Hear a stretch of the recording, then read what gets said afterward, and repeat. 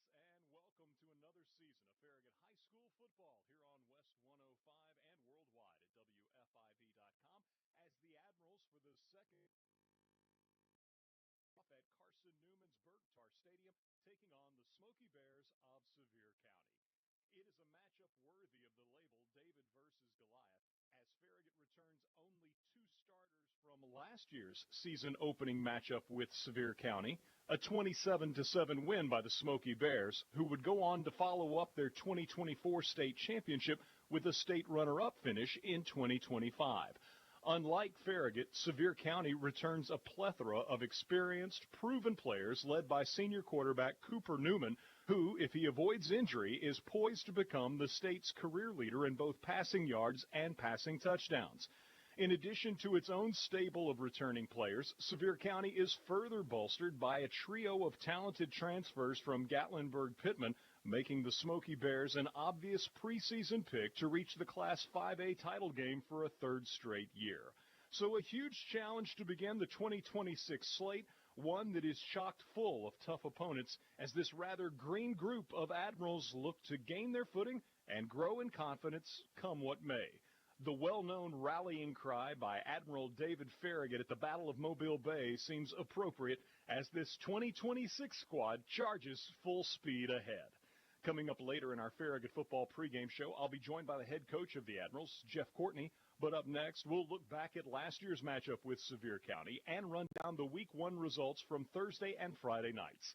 It's a Farragut football Saturday night presented by Precision Garage Door Service on West 105, worldwide at WFIV.com, and on our Stadium Cast, broadcasting in and around Carson Newman's Bergtar Stadium on FM 89.7. You never think about your garage door until there's a little... Uh-oh. Oh, no. Or even the occasional...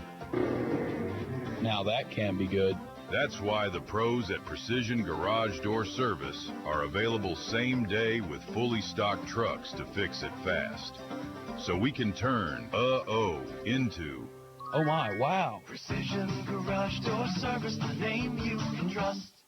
At Harsa Bank, we understand that finding the right mortgage is a big decision.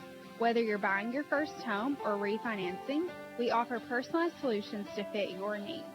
Our experienced team is here to guide you every step of the way with competitive rates and flexible terms. You deserve a mortgage that works for you, and we're here to make that happen. Visit Hearthside Bank in Farragut today to learn more. Member FDIC, Equal Housing Lender.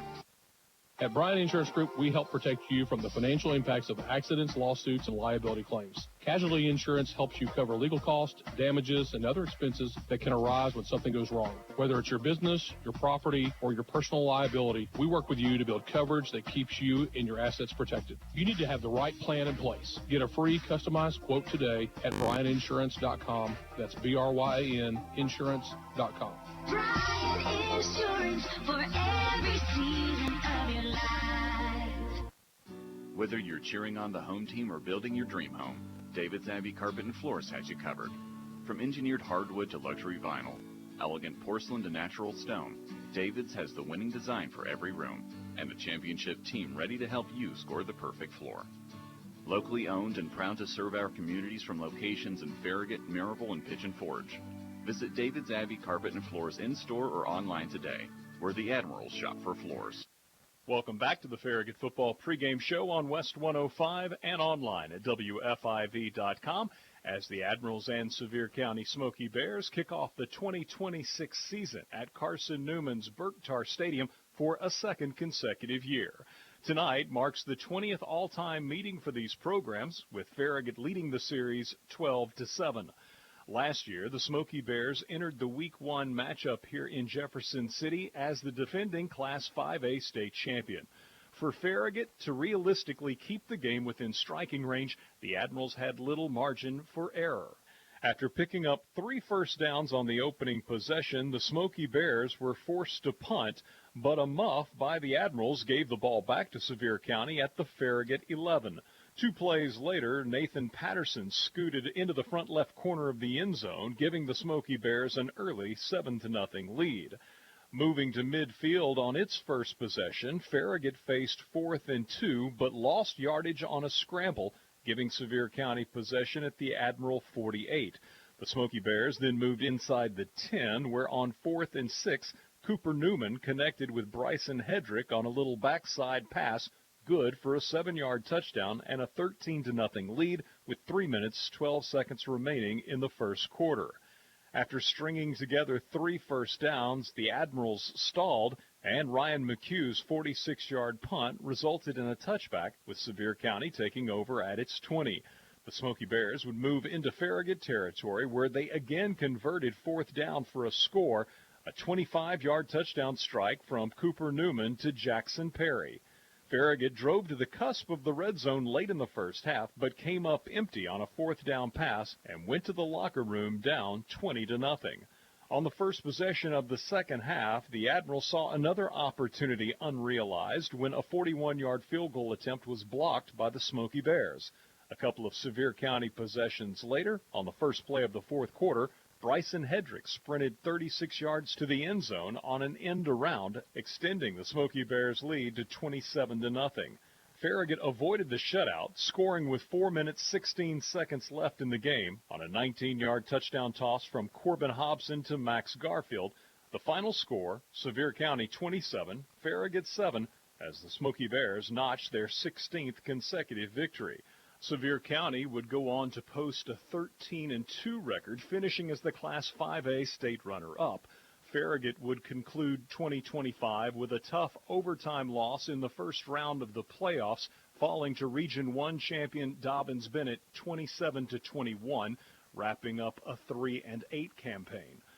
So while Farragut and Sevier County are battling here at Carson-Newman, the Fulton Falcons tonight open their season at home, hosting Macon County. As for the Week 1 results already in the books, in games involving teams from Region 2-6A, Bearden fell to West last night, 21-6. Hardin Valley shut out Carnes, 49-0. Maryville fell in double overtime to Alcoa, 43-42. Oak Ridge edged Halls in overtime, 16-13. Bradley Central came up short at McMinn County, 22-17. And on Thursday night, it was Cleveland walloping Walker Valley, 48-20. Farragut's next opponent, the Powell Panthers, also played on Thursday, winning in a high-scoring affair at Anderson County, 56-44. Farragut's Week 3 opponent, Upperman, squeaked by Webb last night, 21-20, and the Admirals' other non-region foe this year, Cookeville, won handily at Siegel, 42-14. In last night's games involving teams from Region 1-6A, Jefferson County blanked Cocke County 55-0. Morristown East defeated South Green 27-6. Westridge fell at Tennessee High 26-20. Dobbins-Bennett was edged by Central as the Bobcats won in Kingsport 30-29, and Science Hill took down Elizabethton 34-20. In other games around the area last night, Cherokee shut out Pigeon Forge 34-0. Midway prevailed at Cloudland 24-22. Greenville beat Morristown West 36-13. South Doyle knocked off Austin East 41-19. Lenoir City won at Campbell County 56-30. Northview Academy edged Carter 21-19. Greenback defeated Tellico Plains 24-6. Kingston won at rival Harriman 51-21. Heritage outslugged Clinton 63-42. McMinn Central shut out Polk County 25-0.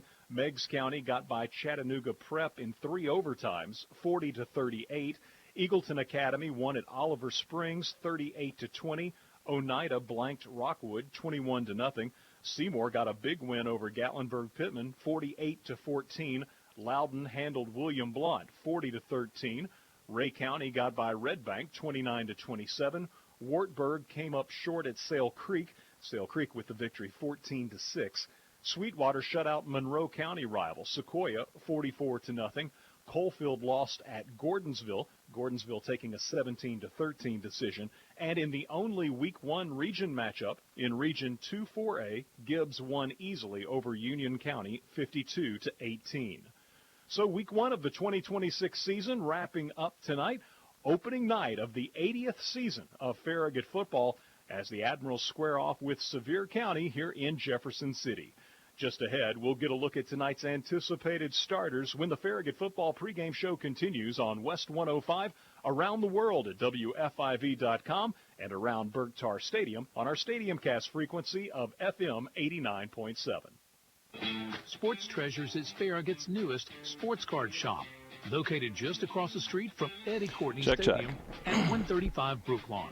You'll find the newest Topps, Panini, Upper Deck, and Pokemon releases, as well as a wide variety of singles from Ohtani, Judge, Mahomes, Brady, Peyton, LeBron, Wemby, and Charizard. Find your next treasure at Sports Treasures, 135 Brooklawn, Farragut, Tennessee. Follow them on Facebook and Instagram. Is your Knoxville home handing you a honey-do list that's longer than an overtime football game? Leaky faucets, squeaky doors, and walls that need painting, or that debt begging for repair? Don't stress. Call House Doctors of Knoxville. We're your local trusted handyman experts, handling everything from small fixes to big home improvements for both houses and businesses. Locally owned and operated, our insured professionals tackle your to-do list so you don't have to. House Doctors' team of experienced pros get it done right, on time, and with a smile. Call us now, 865-448-4305, or visit housedoctors.com/Knoxville for your free estimate today. House Doctors of Knoxville, your home's best friend, accredited by the Better Business Bureau. Call today, 865-448-4305. Welcome back into our Farragut football pregame show from Bergtar Stadium on the campus of Carson Newman. Season opener of the 2026 season, Farragut's 80th all-time football season, as the Admirals for the second year in a row kick things off against the Smoky Bears of Sevier County. The Smoky Bears 13-2, state runners-up a year ago. That was after a 15-0 state championship run through the 2024 campaign. The Admirals last year had their struggles but qualified for the playoffs with 3 big region wins, and then threw a scare in Region 1 champion Dobbins-Bennett in the opening round of the playoffs in Kingsport. But it was the Indians who survived an overtime thriller, 27-21, as Farragut saw its season end at 3-8. Eric Gerhardt, pleased to be back with you yet again this season. I'll be joined by Tyler Carr. Brett Clendenin couldn't make it tonight, but he will be here throughout the 2026 season. Nick Blankenship shooting the video for the Farragut Booster Club, and we appreciate you listening, whether in the greater West Knoxville area on FM 105.3, around the world, WFIV.com, or here at Bergtar, so that those who might want to hear the Farragut broadcast don't have to deal with the online delay. We've got a Stadium Cast, which is up at FM 89.7. Without further ado, let's get a look at the starting lineups tonight. For the Admirals, on offense, at left tackle, it'll be number 50, Luca Conforti. He's a senior. Left guard is number 79, Bennett Barcroft, a junior. The center, number 61, Holden Fritz, is a senior. The right guard, number 58, John Edelman, a junior. The right tackle, number 52, Carson Hulsey, is a senior. The Farragut offensive line, smaller than in most years, but the Admirals are running a different offense this year, kind of variation on the wing T. And so those smaller offensive linemen can oftentimes be advantageous, as you need those guys to be able to get out and move, pull oftentimes. And so a smaller, more fleet of foot offensive line, not a bad thing. They average 5'10", 224. The tight end will be number 1, Max Hilton. He's a junior. In the slot, or also at times the wingback position, will be number 0, Elijah Sadler. He's a senior. The wideout, I believe it's going to be Johnny Jacobs tonight, the senior. If Jacobs cannot go, then Jackson Willis, I believe, will get the start, a fellow senior. Number 17 is Willis. The fullback will be number 22, Brenton Haig, a junior. The halfback, number 26, Carter Collier, a junior. And the quarterback is junior, number 15, Hayes Sharp. You look at that Farragut offense, and there is precious little Friday night experience returning. On my lineup sheet, I will put standouts from the previous year's matchup against this week's opponent. And I've got Johnny Jacobs from last year against Sevier County, had 1 catch for 12 yards. Carter Collier had 7 carries for 24 yards. That's the sum total of it offensively. as it is an altogether new team for the Admirals. A year ago, Farragut averaged only 19.1 points offensively and 278 yards, 125 on the ground, 153 through the air, just 3.9 yards per rush, 6.8 per pass attempt, 12.6 per reception, and completed 54% of its passes. Bugaboo for the Admirals, and it had been this way for a couple of seasons. The turnover margin, Farragut was -6 last year. Place kicker for the Admirals is sophomore Caleb Bell, number 42. Believe the holder is going to be number 18, Elijah Hurley, a sophomore, and the long snapper, number 50, Luca Conforti. For Sevier County, defensively, a year ago, they gave up 13.5 points per game. They had 31 takeaways, 13 recoveries, 18 interceptions. I don't know the turnover margin, but they threw only, I believe it was 4 interceptions. So obviously it was a positive number in a big way, because the Smoky Bears obviously did not go 13-2 with a case of fumbleitis. They had 7 touchdowns on the defensive side last year, 3 fumble recoveries, scoop and scores, and 4 pick sixes. They also blocked 4 field goals. One of those was against Farragut, and they also blocked 2 punts a year ago. But up front for the Smoky Bears, the third leading tackler from a year ago with 97 hits is number 8, Jackson Perry. He's the jack linebacker, kind of a defensive end, stand-up linebacker on the line there for the Smoky Bears at 6'4", 220. The nose guard, number 56, Jackson Gibson, is a senior. The defensive tackle, number 64, Aaron Keir, is a junior. And they've got a transfer from Gatlinburg-Pittman, a good one. Number 4, Elijah Valentine, who is a senior. He recorded 12 tackles for loss along the defensive front for the Highlanders, who finished the Class 3A state runner-up a year ago. He had 7 sacks and a fumble recovery for GP. That D-line for Sevier County averages 6'1", 222, so very comparable size in the trenches for Sevier County's defense and Farragut's offensive front. The will linebacker is number 41, Braden Russell, a junior. The middle linebacker, number 35, Alexis Martinez. He had 51 hits a year ago, a tackle for loss and a fumble recovery. The star linebacker, outstanding player, a Duke commitment, number 6, Parker Newman, 6'5", 215-pound senior. And so they've got him in that position where he's part linebacker, part defensive back. They'll use him in a variety of ways. Obviously, he is the guy to keep an eye on. He was second on the team a year ago with 117 total hits, 10 tackles for loss. He had 3 sacks, intercepted 4 passes, had 2 fumble recoveries. Against Farragut, he had 10 hits total, 2 of those behind the line of scrimmage. The free safety, weak safety is number 0, Zach Banks. 5th on the team a year ago with 66 hits, a couple of interceptions. The free safety is number 17, Grady Clark, a senior. He had an interception and a recovery a year ago, ranking 6th among Smoky Bears in 2025 with 56 total hits. And the cornerbacks are number 5, Brody DeFrancesco, forced to fumble and had a recovery a year ago. He's a senior. And the other cornerback is a junior, number 21, Noah Mendoza. He had a big recovery as Farragut muffed a punt early in last year's game, and it was Mendoza who fell on it in the red zone for the Smoky Bears, extending the game-opening possession and leading to the first points of the night. Looking at the other side of the lineup sheet for tonight's season opener, for Sevier County offensively, at left tackle, number 65, Alex Blackburn, a senior. Left guard, number 74, Jensen Smith, 312-pound junior. Center, number 73, Drake Meek, 265, a senior. Right guard, number 51, Aaron Brooks, a senior. And right tackle, number 76, Lucas Lahr. He is a senior as well. Certainly worth noting because Sevier County has experience all over the field, not so much on the offensive line. Not to say that those guys with Sevier County winning games, oftentimes by lopsided margins last year, didn't see quite a bit of action. But when it comes to returning starters, that offensive line is the unit that was largely, or if not entirely, graduated from the 2025 team. Tight end.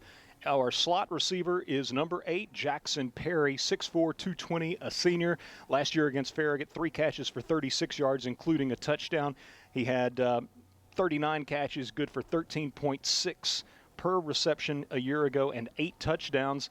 The H-back is number 0, Zach Banks, against Farragut, a couple of receptions for 12 yards.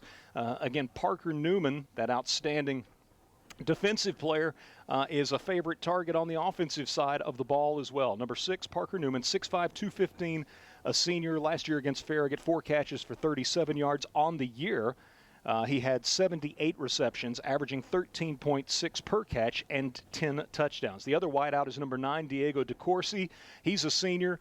And then you move with quarterback Cooper Newman, who is on the verge, if he can stay healthy, of setting new state records for both career passing yards and career touchdown passes. He completed 73% of his passes last year for 3,705 yards, had 45 touchdowns to only 4 interceptions. Keep in mind, as a sophomore, he threw 45 touchdowns, had only 1 interception. So 112 career touchdown passes, 9,084 career passing yards for Cooper Newman.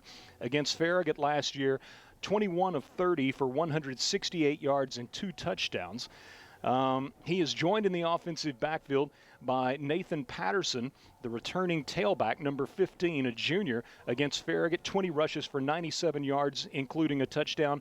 He rushed for 1,265 yards, averaging 5 yards per carry last year, 13 touchdowns. And he's joined, or spelled, I guess I should say, by Braden Maples, transfer from Gatlinburg-Pittman, who last year led the Highlanders with 1,271 rushing yards, averaging 7.3 yards per rush.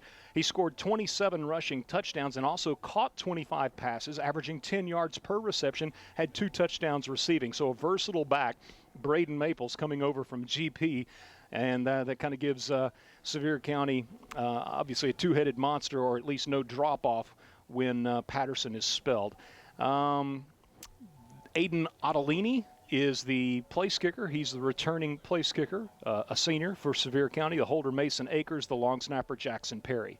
For Farragut defensively, last year they averaged giving up 28.5 points per game and 353 yards, 164 on the ground, 189 through the air. Opponents racked up 5.1 yards per rush attempt, 8.4 per pass attempt, 13.1 yards per reception, and completed 64% of their passes against the Admiral defense. Farragut had 8 takeaways defensively, plus 1 on special teams last year, 5 fumble recoveries, 4 interceptions. Again, the turnover margin for Farragut was -6. But the Admirals with almost all fresh faces on the defensive side. In fact, you don't have any returning consistent starters. There were guys who got opportunities to play certain Friday nights, but they were not consistently among the starters. But it'll be defensive tackle number 34, Cameron Beaver, up front. He's a junior. Nose guard number 40, Caden Renfro. He's a senior. He is Farragut's leading returning tackler from 2025. He had 8 total hits last year. Defensive end number 88, Bronson Sakla, is a senior, 179 pounds at that defensive end position. The jack linebacker number 4, Bailey Pyle, 194-pound senior. He had 4 of his 6 hits from a year ago against Sevier County in the season opener. The will linebacker number 55, Thatcher Cherry, a junior, played well against Dobbins Bennett when injuries gave him that opportunity in the first round of the playoffs last season. Middle linebacker number 58, John Edelman, is a junior. The star linebacker, or linebacker/defensive back, is number 5, Abram Shelton, a senior. Cornerbacks are number 10, Sean Raines, a senior, and number 7, Cruz Williams, a sophomore. Weak safety number 33, Wyatt Walker, a junior. Free safety number 13, Mason Swore, is a senior. We think Caleb Bell probably is going to handle the punting chores in addition to the place kicking duties, and again the long snapper is Luca Conforti. So, Tyler, we've only got a moment here before we need to go to break, but obviously this is about as inexperienced a team, not only in covering Farragut, but just in covering high school sports over the years as I can recall. You got a bunch of guys there that just need to embrace the opportunity. Some of these guys obviously have expanded roles as a result of a mass exodus, and you just got to, make the most of your opportunity. The real good thing about it is there's also, you don't have to change habits. You don't have to worry about breaking habits. You don't have to do anything of that. You've got a bunch of fresh new faces. There's no expectations right now as far as, well, we've done it this way in the past. No, you've got to go and find your own path right now. You got to learn how to win. You got to learn how to compete, and that's all you can ask for in week 1. Go out there, play solid football. Don't turn it over. play smart, keep your head about you, and you should be fine week one. There's going to be mistakes made tonight. It's not allowing them to snowball and develop into something much bigger. Yeah.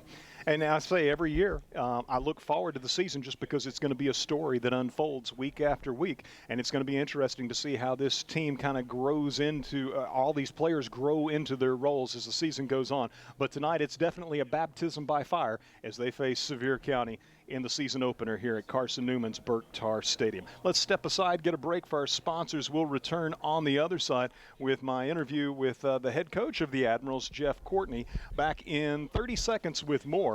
30 seconds with more as you listen to Farragut High School football presented by Precision Garage Door Service on West 105. Looking for wings you can feel good about? Head to Craven Wings in Choteau. They serve Springer Mountain Chicken, American Humane Certified, 100% U.S. grown, gluten-free, and never, ever given antibiotics. Their traditional wings are cooked in dedicated gluten-free fryers, and they also offer grilled wings and tenders. Add nightly specials like 99-cent Wing Wednesdays, live music Fridays, and karaoke Saturdays. Bring your dog, too. There's even a menu just for your four-legged best friend. Craven Wings, South North Shore Drive. If we do just 1 minute after the coach's interview, we ought to be pretty much right on pace. WFIV.com as the Admirals open the 2026 season this evening, taking on Sevier County at Carson Newman's Burt Tarr Stadium. It's the second straight year these programs have kicked things off here in Jefferson City, with the Smoky Bears winning last season's curtain raiser 27-7. I'm pleased to be joined at this time by Farragut head coach Jeff Courtney, who begins his third season leading the Admirals. And, Coach, always highly anticipated time of the year. You've got a team with very little Friday night experience going up against a Sevier County squad with a slew of returning players from last year's team, which ultimately played for a second straight Class 5A state championship. How do you approach this game? How do you view the challenge this group of Admirals has right out of the gate? Yeah, it's certainly going to be a good matchup, a good test for us. Our guys have kind of followed the plan all summer long, really.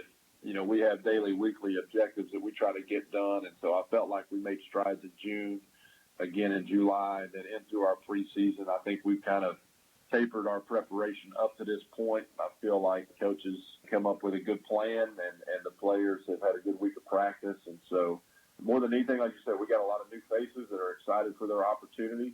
A lot of guys have matured over the off season and have played really well throughout spring and summer and have kind of bided their time and are looking forward to this moment. As you say, a lot of new faces on the field for the Admirals and some new staff members on the sidelines as well. Run down, if you would, Coach, the 2026 Farragut staff and what these guys bring to this year's team. Yeah, so Coach Mickey Chait comes back as our defensive coordinator. I think his fifth year on staff now. Third year coordinating our defense, does a really good job in preparation, gives our defense a chance to be multiple and have answers with what we're going to see on a weekly basis. His brother Blaze Chait flies down to coach our defensive line. Joe Campbell is returning for his third year to be coaching linebackers. We've been able to hire Jason Eskridge to come coach our outside linebackers. He's been hired at the middle school. And then we were fortunate to hire Alec Hamilton, who comes all the way from Idaho, and he's been a defensive coordinator, been an O-line coach, been a D-line coach, and he's going to be coaching our secondary. Just from his coordinating background, he kind of understands the big picture and can see everything back there. And then on offense, very fortunate to bring Dustin Lyles back, coaching our offensive line, and he's doubling up as kind of our director of operations, does a lot of administrative things, takes that off my plate. And then we were able to bring in Troy Fleming, Robert Nevins, both of those guys coach in our offensive backfield with our slot back and with our fullback. And so both of them have brought a good energy to our offensive staff, and where the kids enjoy being around them. And then Ryan Jacobs returns as our receiver coach, I think now going into year 3 with him. And he always has done a great job of developing guys at that position and is great with coaching young men. And Gerald Robinson, the veteran on staff, so to speak, still coaching our kickers, staffers, and holders. And excited about the staff we were able to bring in and the guys we got returning. And like I said, they're all very well connected with the players. And the guys, I think you can tell, have fed off of that. It's a very tight-knit group. The locker room, I think, is as strong as it's ever been. And so, you know, we're excited about those things and just excited to get this season started. Offensively, Farragut changing things up scheme-wise to better suit its personnel. Give, if you would, Coach, an overview of the guys and position groups we'll be seeing on offense for the Admirals. Yeah, so we kind of morphed into the slot T, is what people call it. We studied throughout the spring and early part of the summer some teams that have had great success out in the state of Texas. Is kind of where we got it from. But able to move some of our skill guys into where they can touch the ball on a more regular basis and still provide depth at certain skill positions. We're going to play a lot of guys at the X receiver. Elijah Sadler came over from Alcoa as a slot guy, so being able to move him in the backfield at times and split him out has been good for our offense. Carter Collier returns in the offensive backfield to kind of head up our tailback position. Cruz Williams has had a great offseason. He's added us an element in the backfield, and he'll kind of be there for tailback or H-back at times. It allows guys like Brenton Haig, who will double at linebacker, to also play fullback, and with Dayton Parks also rolling in there in the backfield of some too. We have Max Hilton returning as our tight end. He played a lot last year as a sophomore. He's done a great job of taking on this role in this offense and doing what needs to be done, and gives us a pass-catch element from his position. Then up front, the guys that I think we're most excited about seeing them in this offense is our guys on the offensive line. We had Holden Fritz return at center. He was kind of our sixth man last year who would come in first off the bench at center or at guard. But then being able to move Luca Conforti from tight end to tackle and Carson Holsey from defensive end to tackle, that's three seniors that we've kind of led and put this group on. In this offense, we need to be a little bit more athletic up front. All those three guys are about 230 to 240. They can move really, really well. We're playing a bunch of juniors at the guard positions. I think Bennett Barcroft has had a really good preseason camp and has kind of moved up the depth chart with his play in this offense. But we're going to rely on Thatcher Cherry, John Edelman, Grant Campbell. All three of those guys are going to be heavily involved on defense, but they're going to be heavily involved in our offensive line. And in this offense, you got to be able to move, you got to be able to pull, you got to be able to trap, and those guys have certainly shown that they can do that. So just making the move, it made a lot of sense for a lot of different reasons. It almost instantly gave us a two-deep depth chart on offense. It gave us the ability to kind of play guys a lot both ways, which we're going to have to do a little bit more this year. And so we're excited about that. It's going to give an added element. I don't know if we were necessarily stale in the past, but we go back and do our annual report. It has been a long time since we played really, really good offensive football. I think 2022 was the last time we averaged 30 points a game. It hadn't been very successful in the win-loss column, hadn't been very successful as an offense over the last 3 years. So having to make a necessary change, I think, will benefit our players, it'll benefit our program, and I'll tell you what, the guys have really bought in to the offense from the standpoint of being able to share the ball and everybody having an equal role and it kind of being a team-led unit. That's what the guys have been most excited about. The defense, it's an inexperienced unit as well. What are you wanting to see both tonight and as the season progresses in the approach, the attitude, the execution of the guys on that side of the ball? And who are you leaning on in each of the defensive position groups? Yeah, great question. So really feel excited about our defense, where we've been. A lot of guys are new because they didn't play a whole lot. They weren't starters a whole lot on Friday nights last year, but they played really good football last year, whether it be in backup roles or on special teams or on Monday night. We had a really good JV team last year. I think went 6-2, and they've kind of done that throughout this spring and summer. In our preseason, I think we've already turned over our opponents more than we did all last year. Down at Walker Valley in our scrimmage with West, I think we had 7 sacks. We had a couple sack fumbles. We've had 3 interceptions. So you talk about guys in that personnel, guys that we knew coming back. You have senior Caden Renfro on the defensive line.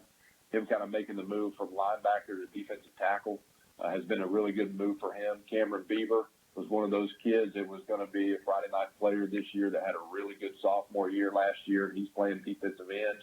Bronson Sackla is a senior, another guy that fits that mold and had a really good year last year as a role player, special teams, JV player that now is getting his shot for the first time on Friday night, playing at defensive end. Bailey Pyle.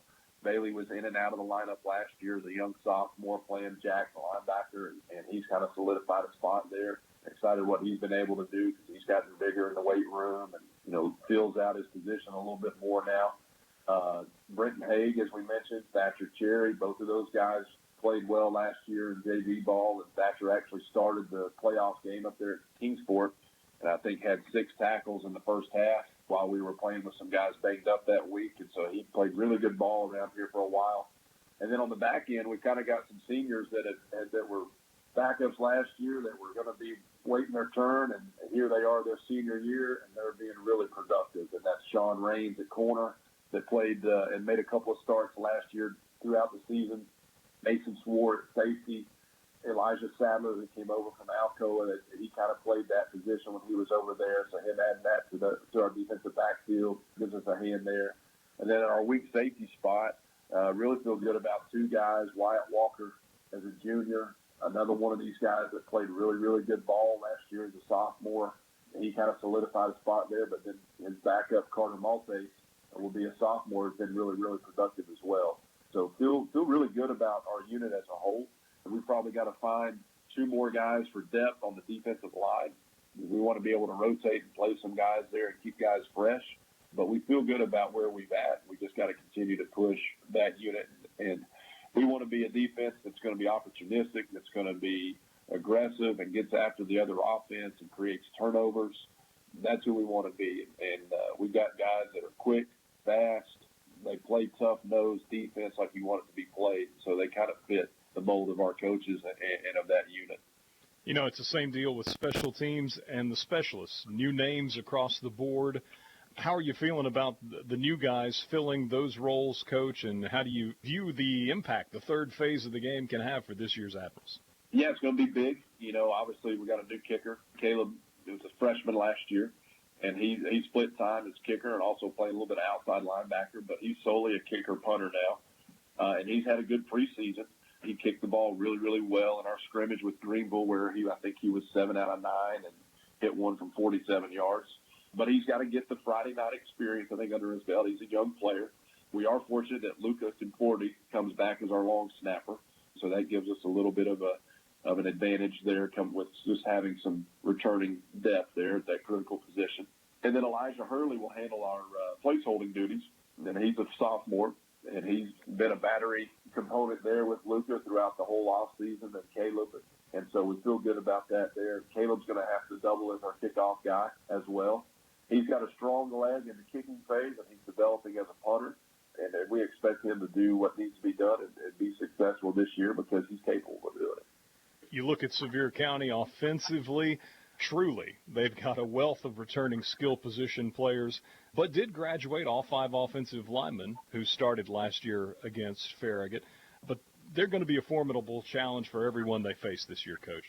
Yeah, they are. They've kind of shown that in their preseason scrimmages. You know, anytime you've got a senior quarterback, you feel good about yourself as an offensive coach. Well, then when you got a guy that's a senior quarterback and he's returning as a 3 or 4 year starter and he's been the Mr. Football finalist and all that sort of stuff, you feel really, really good about where you're at. So the guys around him at the skill positions, most of them are returning. They've been very explosive now for a year or 2 already. They expect big things out of them, so our defense certainly knows that we've got a big challenge ahead of us.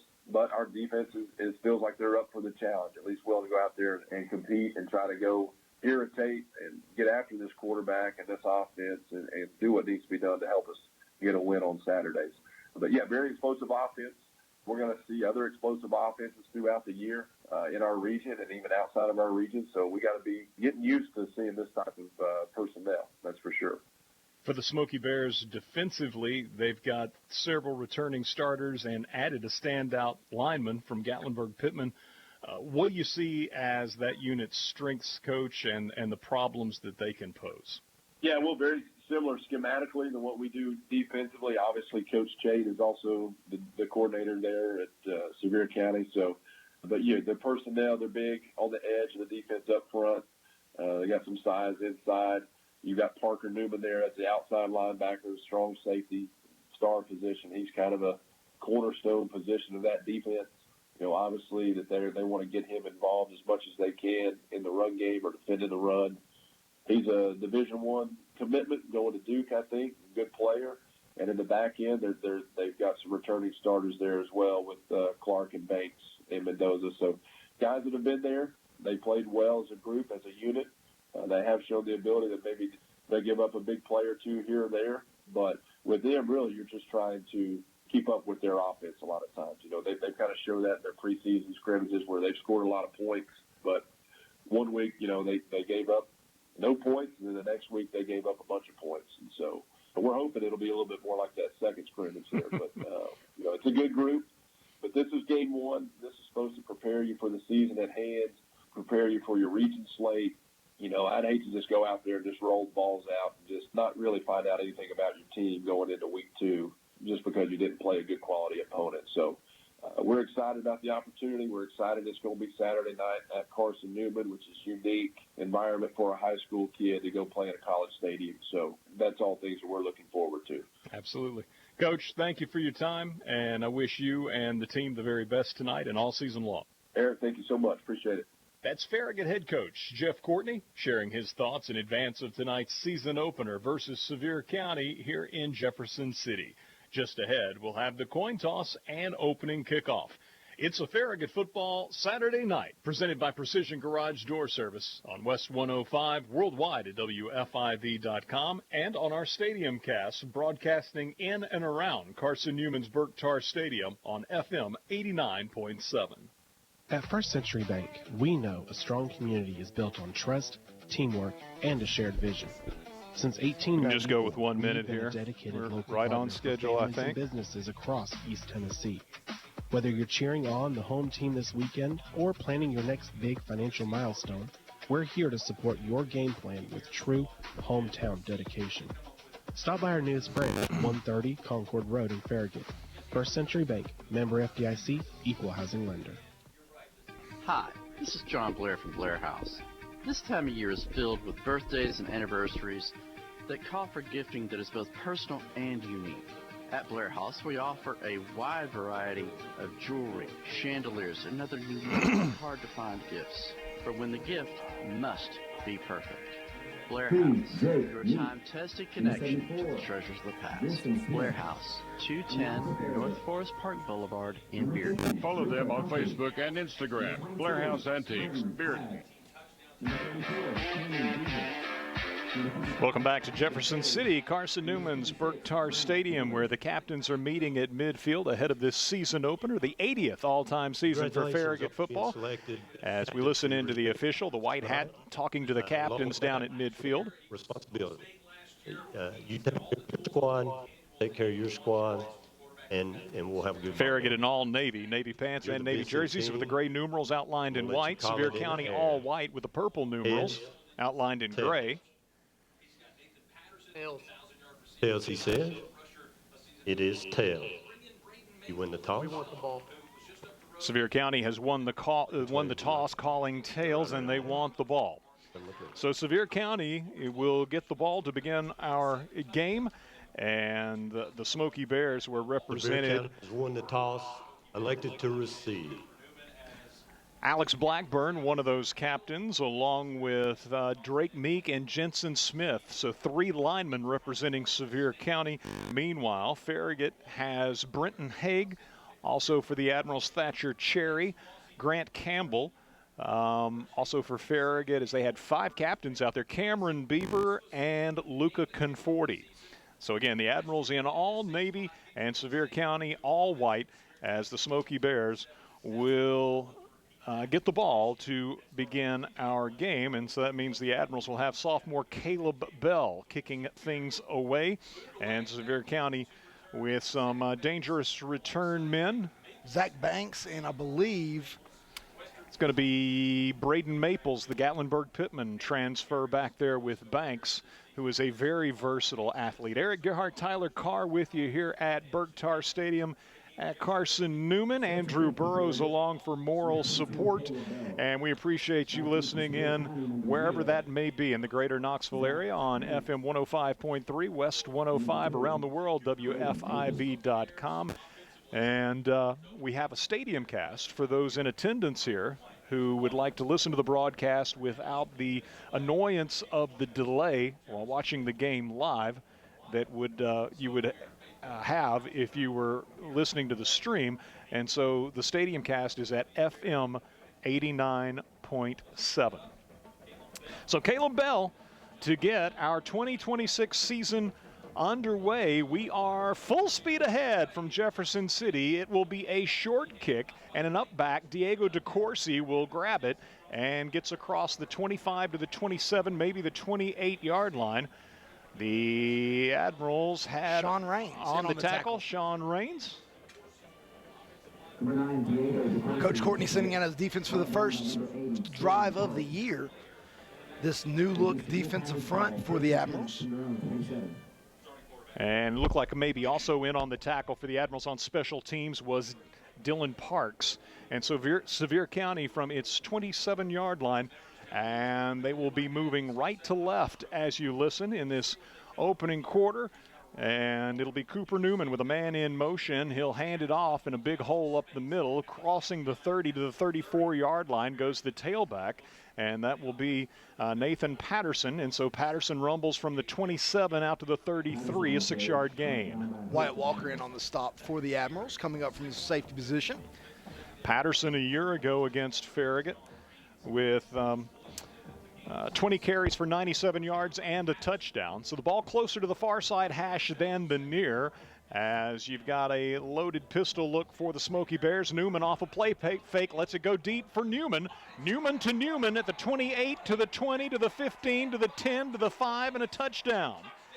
It'll be Parker Newman on the receiving end of Cooper Newman's pass deep down the left sideline, and he got a step on the Farragut defensive back Cruz Williams, and will take it to the house some 67 yards.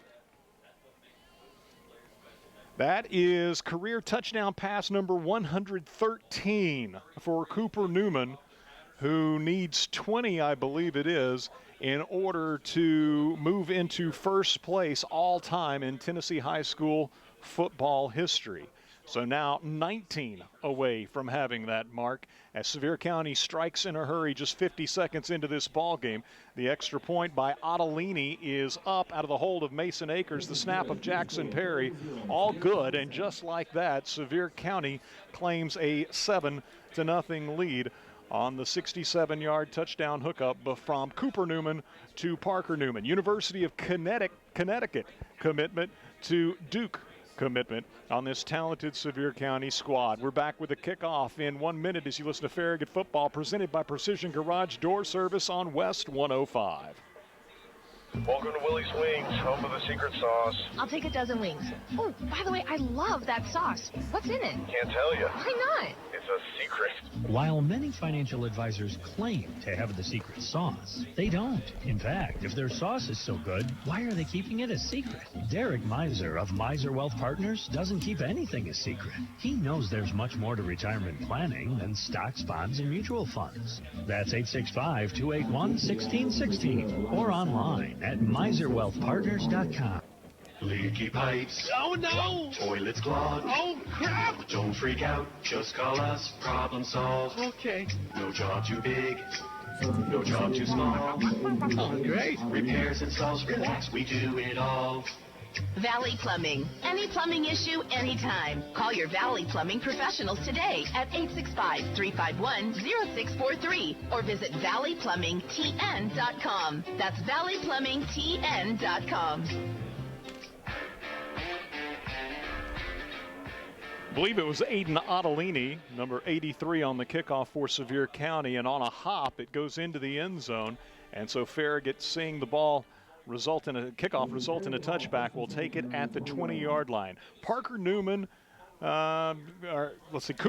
to Parker Newman a moment ago, 67 yards for Sevier County as they score right away.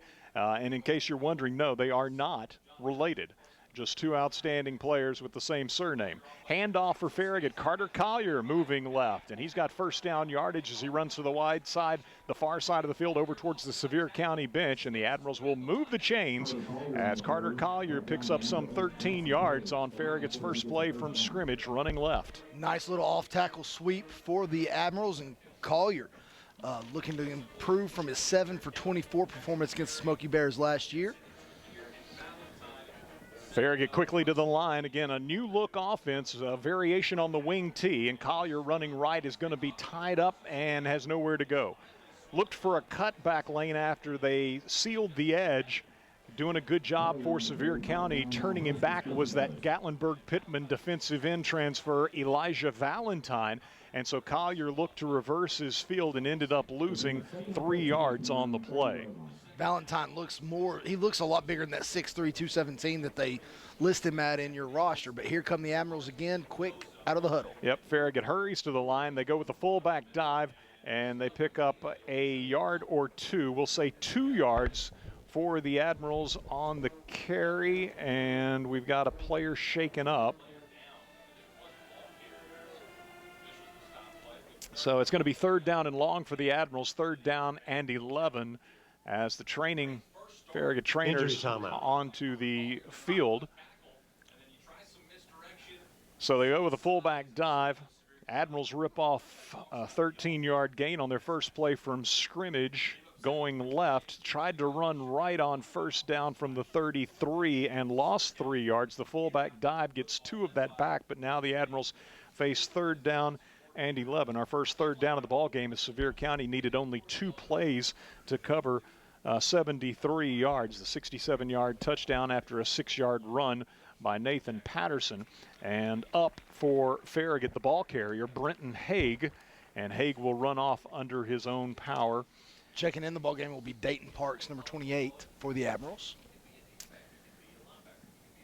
Okay. Of course, one thing that you got to be aware of in this slot T offense is going to be down in distance and controlling the chains. Not necessarily built for a 3rd and 11 situation, but Collier showing us on the opening play the big play capability is there. Hayes Sharp brings his team to the line. They'll go I formation. They hand it to Collier running left, and he got the corner. 35 ran through a tackle and dives to the 40 into the Sevier County bench across the way. So from the 32-yard line, he gets the 40. That leaves Farragut with 4th down and 3, and I think they're probably going to go for it. Going to be a really good opportunity for a hard count here. I'm really liking Carter off the edge. Just make sure that you keep attacking that left side. Farragut quickly to the line. Man in motion is Sadler. He starts into the backfield, then moves back to the left side, and Farragut uses a timeout. 9:30 to go in our first quarter. Timeout on the field. Farragut trailing 7-0. Didn't get Sevier County to jump. We'll see if the Admirals leave the offense on the field or bring out the punting unit when we return after this 30-second break. Sevier County leading Farragut 7-0 in this season opener. Again, just 2.5 minutes into our ball game. Back in half a minute as you listen to Farragut football presented by Precision Garage Door Service on West 105. Whether you're managing a household or running a business, Citizens Bank has a checking account built for how you bank. Choose from personal and business options with digital tools like mobile deposit, bill pay, and merchant services. Plus, support from a local team in Knoxville and Lenoir City that understands your goals. Learn more at citizensbank24.com. Member FDIC. So the Admirals back out on the field, and it will be the offense as the Admirals will be at the far side hash moving left to right. So the Sevier County sideline across the way is the short side of the field as Farragut hurries to the line. 4th and 3 from the 40-yard line. They hand it to Collier up the middle, and he didn't get there. He got the 42. He's going to be almost a full yard shy of what they needed. And so it'll be over on downs for the Admirals. Rolling the dice early. Collier picked up 2, moved the ball to the 42-yard line, but that's where it's going to be 1st and 10 as Farragut goes over on downs. It'll be 1st and 10 for the Smoky Bears, who lead it 7-0. So Sevier County takes over in Farragut territory at the 42-yard line. And the Admirals unable to pick up either their first 3rd down or 4th down of the young season. Carter Collier's looking like he's running much more explosive already this year, though, for the young Admirals. Eric. Yeah, he had quick feet last year. He showed flashes, certainly. It'll be Newman handing it off, and coming to the near side will be the new running back, Maples. He had numbers that were even more impressive than Sevier County's own Nathan Patterson a year ago on Well, we're a pair of Sevier County state runner-up teams, Gatlinburg-Pittman in 3A, Sevier County in 5A. And so checking into the ballgame, Braden Maples, the senior transfer, 5'11", 180, 1,271 yards and 27 touchdowns on the ground last year to go along with 250 receiving yards and a couple more touchdowns. He picks up 5. And it'll be second down as the ball's on the near side hash, and now Sevier County's going to have to get Diego DeCourcy out of the ball game. Thatcher Cherry in on the tackle for the Admirals on that last play.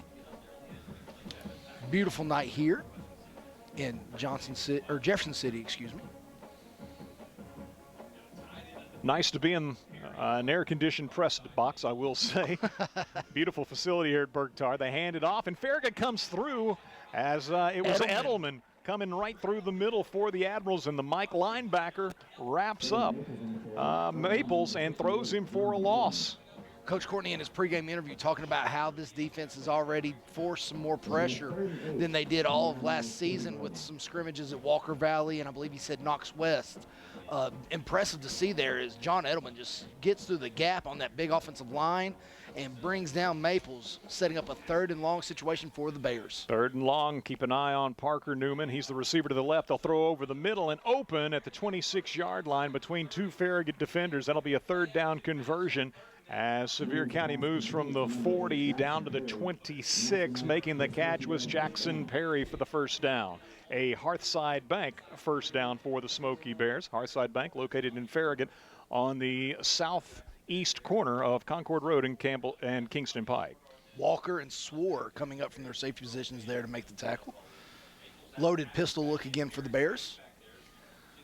That's the second Hearthside Bank first down for Sevier County. That ball may have been tipped at the line. He was looking on the slant for Parker Newman. Cooper looking for him. And on the slant off the left side, fluttered and did not, well, it was behind him and again may have been tipped at the line. Also think it was a little bit of an RPO, and I don't think that Cooper was able to get the ball cleanly out to throw it out there. It sort of popped open at the end. He saw Thatcher Cherry and John Edelman coming hard through A-gap. So with the incomplete pass, it's second down and 10 from the 26-yard line. 2 receivers right, 1 left as Newman rolls right, throws back left. The ball will be caught over here by Jackson Perry, and Perry is going to be tripped up at the 18-yard line. That's going to be actually at the 20-yard line, and so it'll be 3rd down and maybe 2 or 3 yards to go. Elijah Sadler in on the tackle there for the Admirals. Set that defensive line for you real quick, as you've got number 19 Fisher Smith in at one end. You've got, I believe, Beaver at nose guard. You've got Caden Renfro at defensive tackle, and then Bailey Pyle at the jack linebacker. So here's a 3rd down and 3 from the 20-yard line on the cusp of the red zone of the Smoky Bears. Farragut coming on a blitz. Newman dumps it off to Maples, and Maples left side tiptoes out of bounds at the 10-yard line. That'll be a 10-yard gain, a 3rd down conversion, a Hearthside Bank first down for the Smoky Bears. Goal to go, I believe, from the 10-yard line here for Sevier County.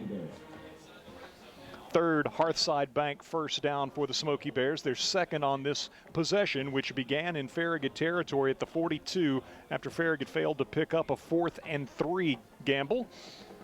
Came up 1 yard shy, so Sevier County now at the 10-yard line where it is 1st and goal. So that was a 10-yard gain on the little dump-off pass to Maples, his first reception. Patterson's back in the ball game, and Farragut swallows him up.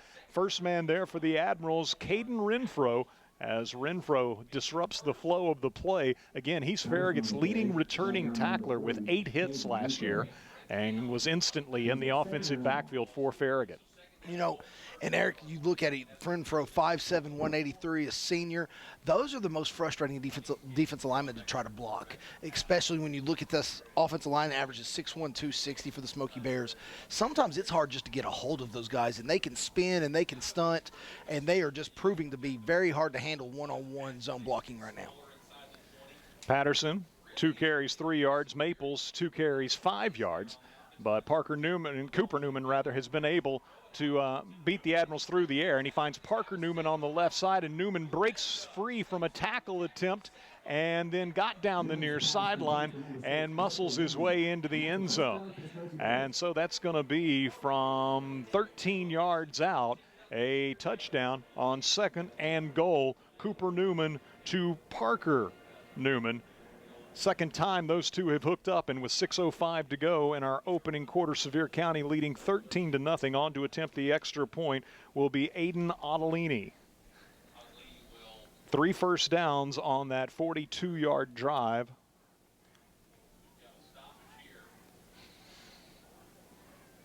I'm guessing that's probably going to be You have an equipment infraction.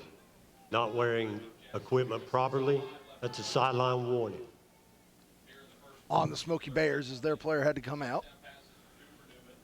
Attending the TSSAA rules meeting a couple weeks ago, they are going to be very specific and very strict on that this year. So Ottolini out of the hold of Mason Akers, the snap of Jackson Perry, and we've got a flag before they can get it back to the holder. So 6:05 to go in our opening quarter. Sevier County leading 13-0 on 2 touchdown passes from Cooper Newman to Parker Newman. Parker, also an outstanding basketball player, helped lead Sevier County to the region title last year, an upset victory this past season, upset victory over Maryville, and then the Admirals came to Sevierville and got unsportsmanlike conduct.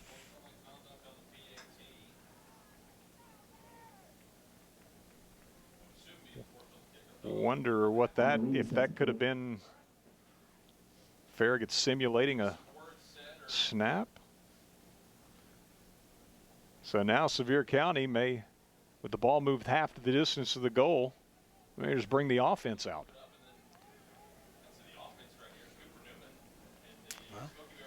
So that's going to be the first penalty of the game. Doesn't go into the yardage because it's on a conversion, but it's going to alter Sevier County's decision here as they bring the offense back out. I would make sure I knew where number 8 and number 6 are for the Smoky Bears on this play. Very few two-point conversions a year ago. Powell was the only opponent who tried it. They were 0 for 1. They'll go with the power full house backfield and right in off the center's butt, the left guard off his hip. It will be scoring the two-point conversion, Nathan Patterson, from 1.5 yards out. So Patterson scores on the two-point conversion, and Sevier County leads 15-0 with 6:05 to go in our first quarter here at Carson Newman University in Jefferson City. We're back in 1 minute with a kickoff as you listen to Farragut Football, presented by Precision Garage Door Service on West 105. Looking for a fast quote? How about the right quote? We here at the Mike Dyer Agency can deliver both to help you with your insurance needs. Call us today at 865-966-2111 to learn more, or visit our website at MikeDyerInsuranceAgency.com. And remember, Nationwide is on your side. Nationwide Mutual Insurance Company in the Mills, Columbus, Ohio. Life doesn't run on bank hours. That's why Citizens Bank offers checking accounts with tools you can use anytime, like mobile deposit, debit card control, and online bill pay. Whether it's for your home or your business, you'll get options that work. And support from people based right here in Knoxville and Lenore City. Explore your options at citizensbank24.com. Member FDIC.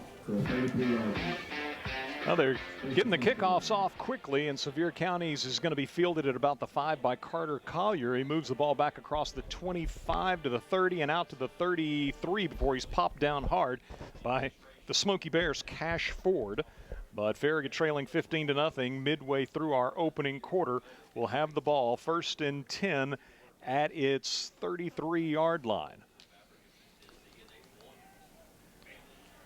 Quickly to the line.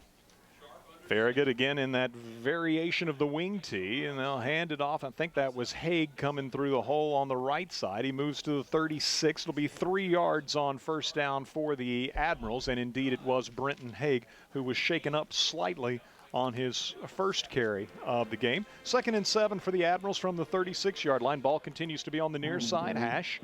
Farragut moving left to right in this opening quarter. Haig now 5 yards on 2 carries. Carter Collier's carried 4 times for 20 yards. Nathan Schilling in at wide receiver for the Admirals, number 25, the junior. Farragut junior quarterback Hayes Sharp brings his team up, and then a yellow flag flies from behind. Ball start. Offense. 5-yard penalty. Second down. That'll be our first penalty of the ball game that actually goes in the stat column. Farragut was called for unsportsmanlike on the extra point a moment ago, and so Sevier County, with the ball moved half the distance to the goal from the 3 to the 1.5, brought the offense back out and powered it in with Nathan Patterson to make it 15-0. Farragut gives to the fullback, and he is stripped. And the ball is loose, still loose, and Farragut got it back. The Admirals got it back. It was Jack. The referee is going to say that they're going to mark Sevier County down with it. Sevier County football. Holden Fritz, it looked like, might have gotten the ball back for the Admirals, but Haig, I think it was stripped as he was hit as soon as the ball was handed off. And the Smoky Bears stripped the ball loose, never really had a handle on it. I'm not sure how you can say he's down if you haven't really established possession. It seemed like the ball was being juggled, but they're going to say Sevier County indeed did have possession, and that now the Smoky Bears are set up at the Farragut 22 after our first turnover of the game.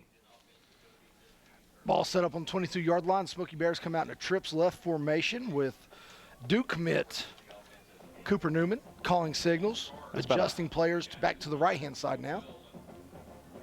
From the Farragut 22-yard line, that was a 13-yard loss on the play, so the Smoky Bears in great position. They'll wing it down the line right side to Banks, makes the first man miss. He's to the 15. He's got a block to the 10, to the 5. That looked like holding. He fumbles into the end zone, but will recover it for a touchdown. That ball almost trickled out of bounds and would have been a safety, giving Farragut the ball back, but good blocking on the edge, and actually looked like maybe a little bit more than simply blocking on the edge. Looked like there might have been a hold over there, but getting in behind his blockers and scoring on the first play of the possession following the turnover, it will be Sevier County's Banks. Banks is hitting a nice little quick out and getting up the field and barely getting into the end zone before dropping the ball, but falling back on it is Ottolini is on to attempt the extra point. 22-yard touchdown, a one-play drive, a Hearthside Bank first down on that play. And Ottolini with the snap. Farragut got pressure. I'm not sure he hit that. He did squeak it just inside the left upright.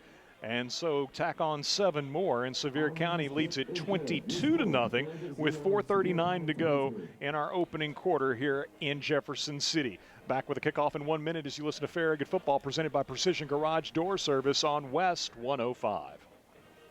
When it comes to selling or buying a home in Farragut, Knoxville, Lenore City, and Maryville, 46 years of success matters. Trust the realtor homeowners know best. Phil Cobble from Phil Cobble Fine Homes and Land. Phil Cobble delivers expert guidance, pre-marketing advice, strong negotiation skills, and maximum results you can take to the bank. Benefit from the knowledge and award-winning achievements of the leading realtor in your real estate community. Call Phil Cobble today to schedule your private home evaluation and marketing strategy. 865-675-7000.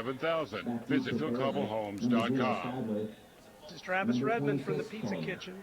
We are so proud of our Farragut Admirals. Stopped into PK to pregame on Friday nights and plan to return for singer-songwriter Saturday nights. We are located in the Lovell Heights Shopping Center just a few miles east of Farragut High. Kickoff again down inside the 10. Carter Collier comes up with it, but then pulls up lame. Looked like he was cramping and goes to the ground shy of the 20-yard line as a result. So Farragut will start from its 17-yard line, trailing Sevier County in this season opener from Carson Newman University, Bergtar Stadium. It's the Smoky Bears on top 22-0 as the Admirals with a turnover a moment ago. And you thought maybe the Admirals had gotten the ball back as Sevier County never seemed to have established possession, but the officials said they did, that they were down despite the ball coming loose. The ball coming loose with, I guess, clearly having established possession and a knee on the ground. And so the Smoky Bears with a one-play possession on a little pass down the line to Banks, and he got in behind his blockers and scores the third touchdown of this opening quarter for Sevier County through the air. Farragut will run it right. It'll be Elijah Sadler with his first carry, and he clears the 20 to the 22. That'll be a good gain on first down for the Admirals, 5 yards, second down and 5 upcoming. You've got Luca Conforti, Bennett Barcroft, Holden Fritz, John Edelman, and Carson Holsley on the offensive line, along with Max Hilton.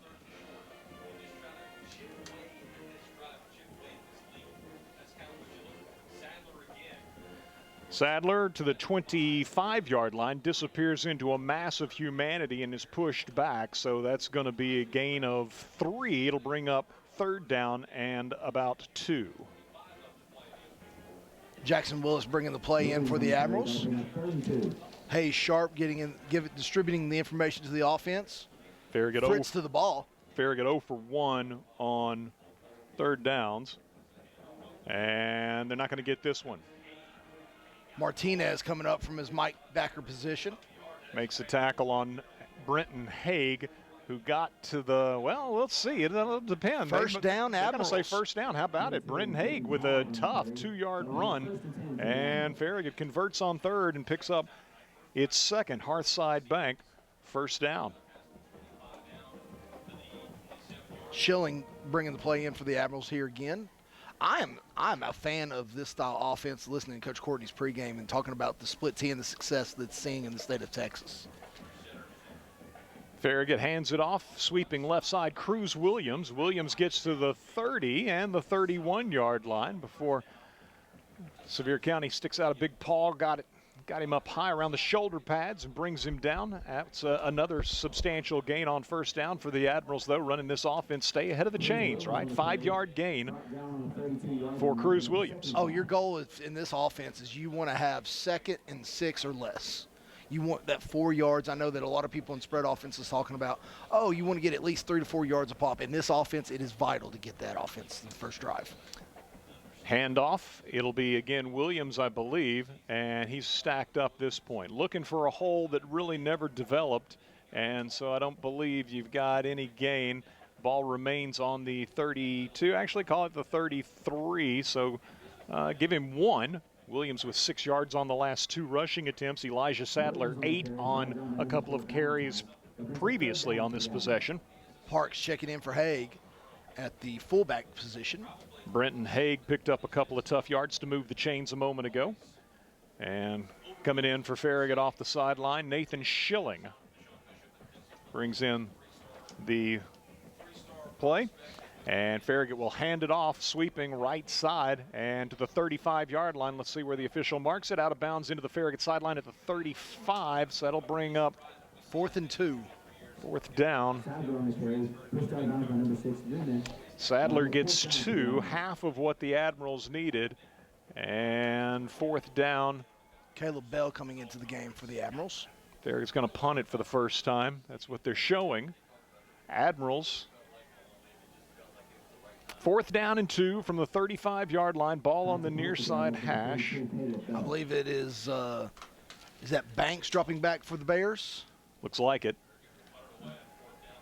Angles it near side. Farragut in good position with Sean Raines, and it'll bounce away from Raines and out of bounds. And so the Admirals from the 35-yard line get a good roll down to the 25-yard line. So that'll be a 40-yard punt on his first attempt on a, well, it's not a Friday night, but in a varsity ball game for sophomore Caleb Bell. Old habits die hard calling these things, thinking that high school football is only on Fridays. Which I'm not going to lie, as a high school football fan, the past 72 hours have been wonderful. We've had action Thursday night, Friday night, and here, beautiful evening here, looking at Mossy Creek, overlooking the Ken Sparks Athletics Complex on the beautiful campus of Carson-Newman University. Spoken like a true alum, Tyler. I may have a degree from Carson-Newman. And off to Patterson, and he is wrapped up nicely in Cherry. the middle as Thatcher Cherry in on the tackle for the Admirals. Gain of a couple for Noah Patterson. I set the defensive line and linebackers earlier. Here's Thatcher Cherry and John Edelman in the middle with Cruz Williams and Sean Raines at corner, Wyatt Walker and Mason Swore at the safety positions for the Admirals, and then also Abram Shelton at the star position as well. Hand off again to Patterson. Farragut wraps him up, no gain. And so good pursuit by the Admirals, who had 3 Navy jerseys in the area. And I think in at least partially on the tackle for Farragut was Abram Shelton. It's in his contract that whenever we mention his name in the lineup, that he has to make a tackle. So I'm going to just go ahead and say, Abram Shelton, great job. Let's get another one right here. There you go. Bunch formation for the Bears to the right. Third down, where Sevier County's 2 for 2, and the Admirals get into the neutral zone.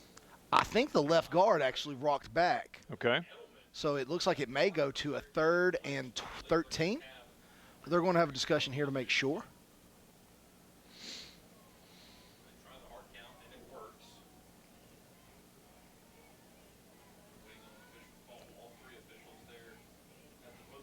They have microphones. You think they would do that and not have to run as much? And they're actually going to mark it off against the Admirals.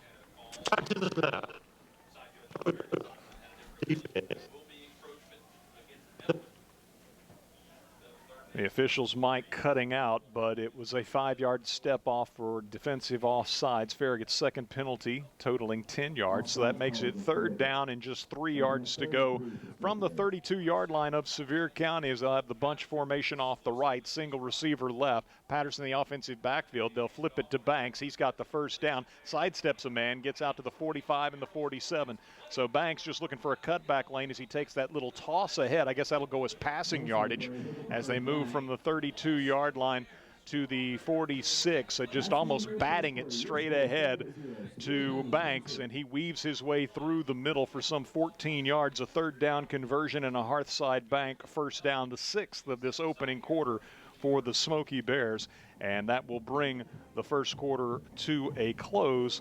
Again, we're going to go with passing yardage on that, a 14-yard completion on the touch pass, you might say. And Sevier County, with 1 quarter in the books, leading in this kickoff classic over Farragut 22-0. Back in 1 minute with second quarter action as you listen to Farragut football, presented by Precision Garage Door Service, a name you can trust. You never think about your garage door until there's a little uh-oh. Oh, no. Or even the occasional now that can be good. That's why the pros at Precision Garage Door Service are available same day with fully stocked trucks to fix it fast. So we can turn uh-oh into oh my, wow. Precision Garage Door Service, the name you can trust. Looking for a bank that understands you? Hearthside Bank is proud to serve the Farragut community and beyond with personal service, trusted advice, and banking solutions you can count on. We're always within reach, whether you prefer banking in person, online, or on the go. Let us help you achieve your financial dreams. Hearthside Bank, member FDIC, equal housing lender.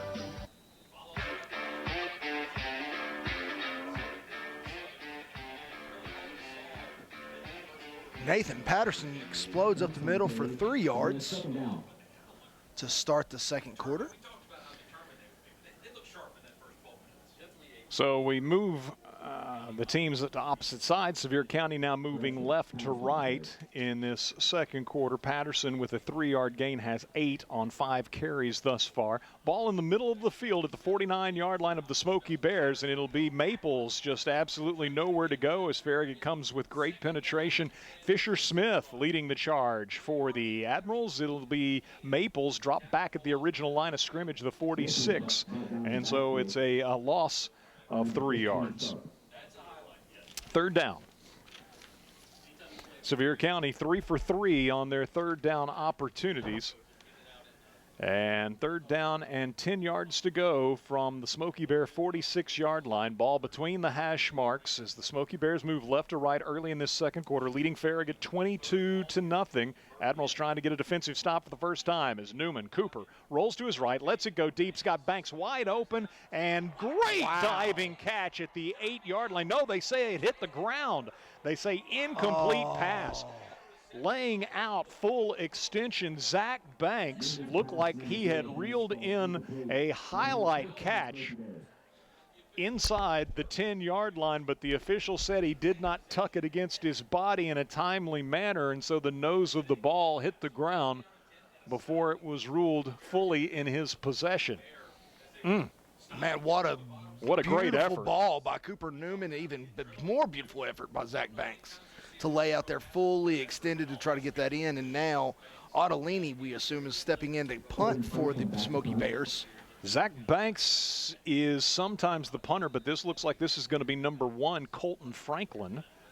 So looks like there's going to be a timeout called on the field. Timeout.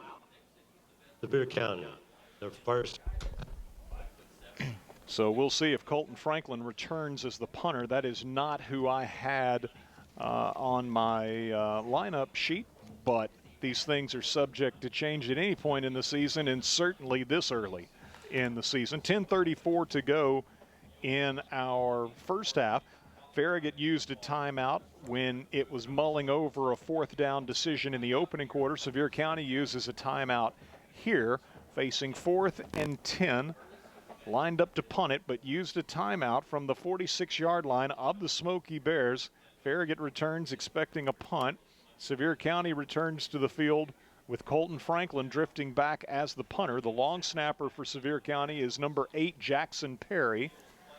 And Farragut will have Sadler, Elijah Sadler, back inside the 15 as he continues to backpedal a bit. Looks like he's going to put his heels on about the 11-yard line.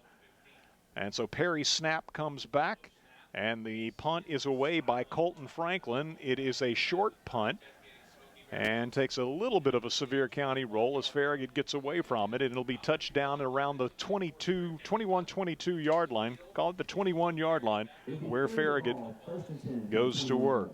Trailing 22-0 here in Jefferson City at Carson Newman. Sevier County up 22-0 as the Admirals with their first possession of this second quarter after the defense gets its first stop. Sevier County opened the game with a 2-play, 73-yard drive, a 67-yard touchdown from Cooper Newman to Parker Newman. Farragut went over on downs on its end of the field. 3 first downs for Sevier County on a 42-yard drive.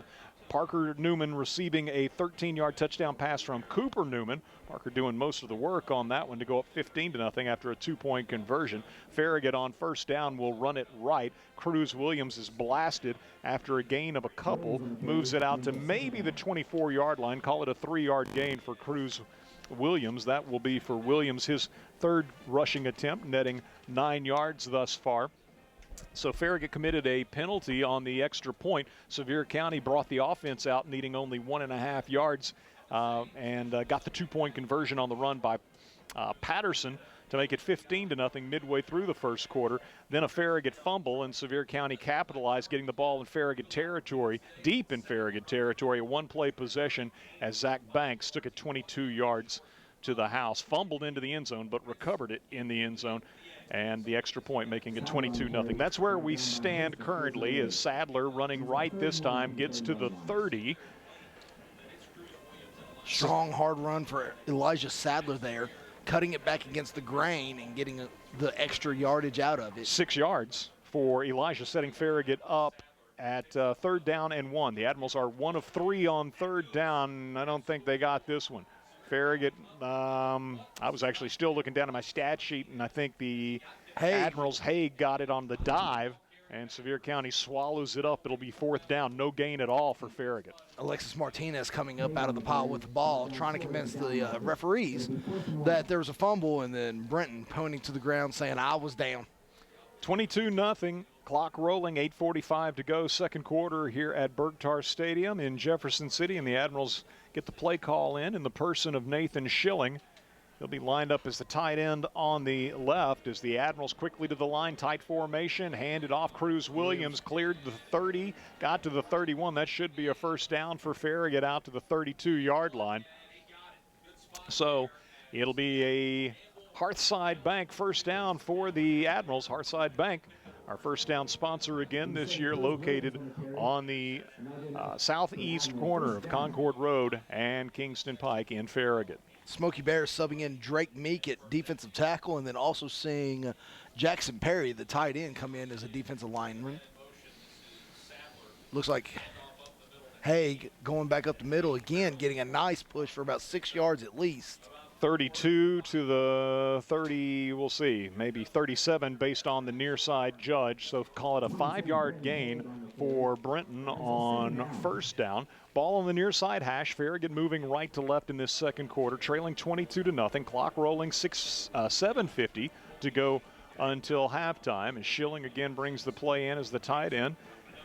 Admirals to the line with center Holden Fritz waiting on his compatriots. Hayes Sharp runs up behind him. Farragut's going to go I formation here, and there's a fumble, and the Admirals will pick it up at the 34-yard line, but that's going to be a 3-yard loss, and third down upcoming. With this change in offensive philosophy comes some new and unexpected learning pains, and going back to all the way to Little League football now, the few opportunities that quarterbacks take snaps from under center is growing more and more of a problem in football today. Yeah. 1 of 4 on third down. Sharp back to pass under heavy pressure and will be sacked by Newman. Farragut saw Jackson Perry coming from its right and Parker Newman coming from its left, and Hayes Sharp is dropped from the 34-yard line all the way back to the 26, an 8-yard loss on third down. Bell on the field to punt again for the Admirals. Had a beautiful 40-yard punt on the last one that was angled to the out-of-bounds line and went out of bounds at the 25-yard line. But had nice hang time as well as Bell picks the ball up off the ground.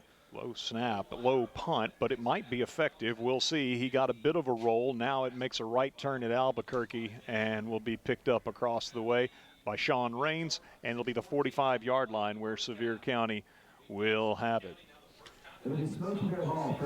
So from the 26, that's 24, 29 yards on the punt. Again, a low snap, and then the punt was a line drive bounding downfield, but 29 yards and no return. If you're the Smoky Bears and Coach Loveday right now, you've got to be frustrated with the lack of production coming out of your running game. You had 2 1,200-yard rushers in this offense, and the Admirals have disrupted your running game significantly. So they'll try it on first down with Maples. He sidesteps a man behind a block, and then Farragut rides him out of bounds across the way at the 49-yard line. Maples on the carry. Brings up second down. Believe the tackle made by weak safety Wyatt Walker. It'll be 3 yards on first down for Maples, who gets back into positive numbers. He's carried the ball 4 times for 2 yards. Nathan Patterson 5 carries for 8 yards, and that's the sum total of it. As Tyler pointed out, the Farragut run defense has been stout. I mean, you look at it, this offensive line is averaging 6'1", 260. You've got the 6'2", 312. The smallest guy is 6'2", 230 pounds. Sevier County has also been known for being a physical team, but right now their explosiveness is lacking, and it's showing in the passing game as the Harmon is wrapped up on the screen pass. Yeah, they throw it down the line to DeFrancesco, and he's brought down in the backfield. Brings up 3rd and 10. Looks like the freshman. He's a freshman. Deegan Harmon on the reception right there. Okay, Harmon. So -3 on the reception. And from the 45-yard line, it's 3rd down and 10. Cooper Newman rolls left, throws over the middle, threw it behind the receiver, incomplete. Reaching back for it, Zach Banks trying to make a one-handed stab at it. Could not, despite the gloves, make the catch. And so it's going to be a 3-and-out series for Sevier County. So now it looks like Banks is going to punt for the Smoky Bears. So I guess the only reason he didn't was because of the full extension, having sprinted down the field on that long pass completion, not a completion a moment ago. They went with instead Colton Franklin. This time it'll be Banks taking the snap from Jackson Perry, and kick away, and coming up is Sadler, and he makes a fair catch at the 23-yard line. So Farragut will have it 1st and 10 after a 3-and-out series by the Smoky Bears. Farragut's defense getting off the field back-to-back times, and for the first time forcing a 3-and-out. And so 5:13 to go in our first half. The score continues to be Sevier County 22, Farragut nothing, as the Admirals go back on offense.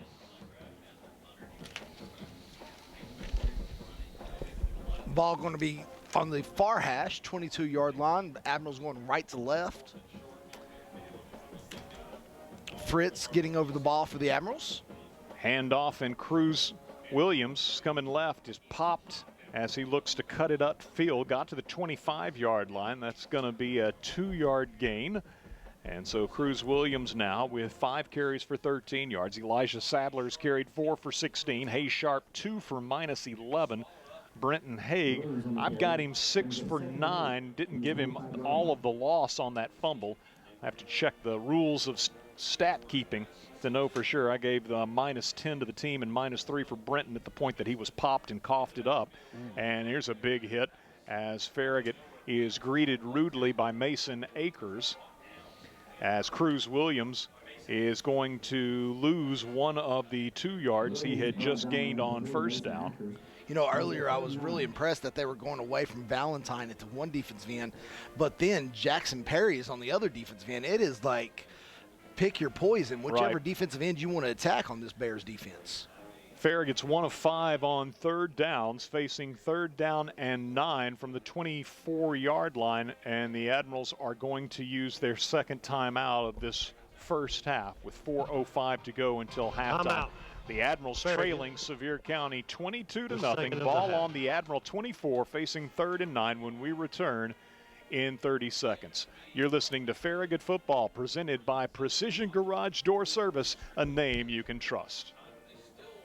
Hey, it's Matthew Bryan with Bryan Insurance Group. For your home, auto, or business, we are proud to represent the top carriers, including Erie Insurance, recently ranked #1 for auto insurance by Consumer Reports, along with Progressive, Geico, Allstate, Travelers, Foremost, Berkshire Hathaway, and Chubb. So you can compare and choose the coverage that fits your life the best. Start your custom quote today at bryaninsurance.com. That's BRYAN insurance.com. Bryan Insurance for every season of your life.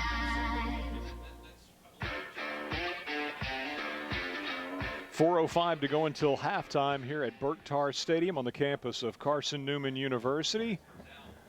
Kicking off the 80th season of Farragut High School football as the Admirals take on Sevier County, a team that has appeared in the Class 5A championship game the last 2 seasons. State runner-up a year ago, state champion in 2024, both of those state championship games against Page.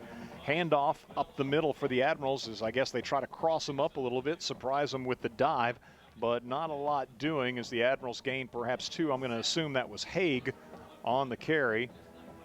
And yes, it was. And so it's 4th down. Haig picks up a couple, but Farragut is now 1 of 6 on 3rd down.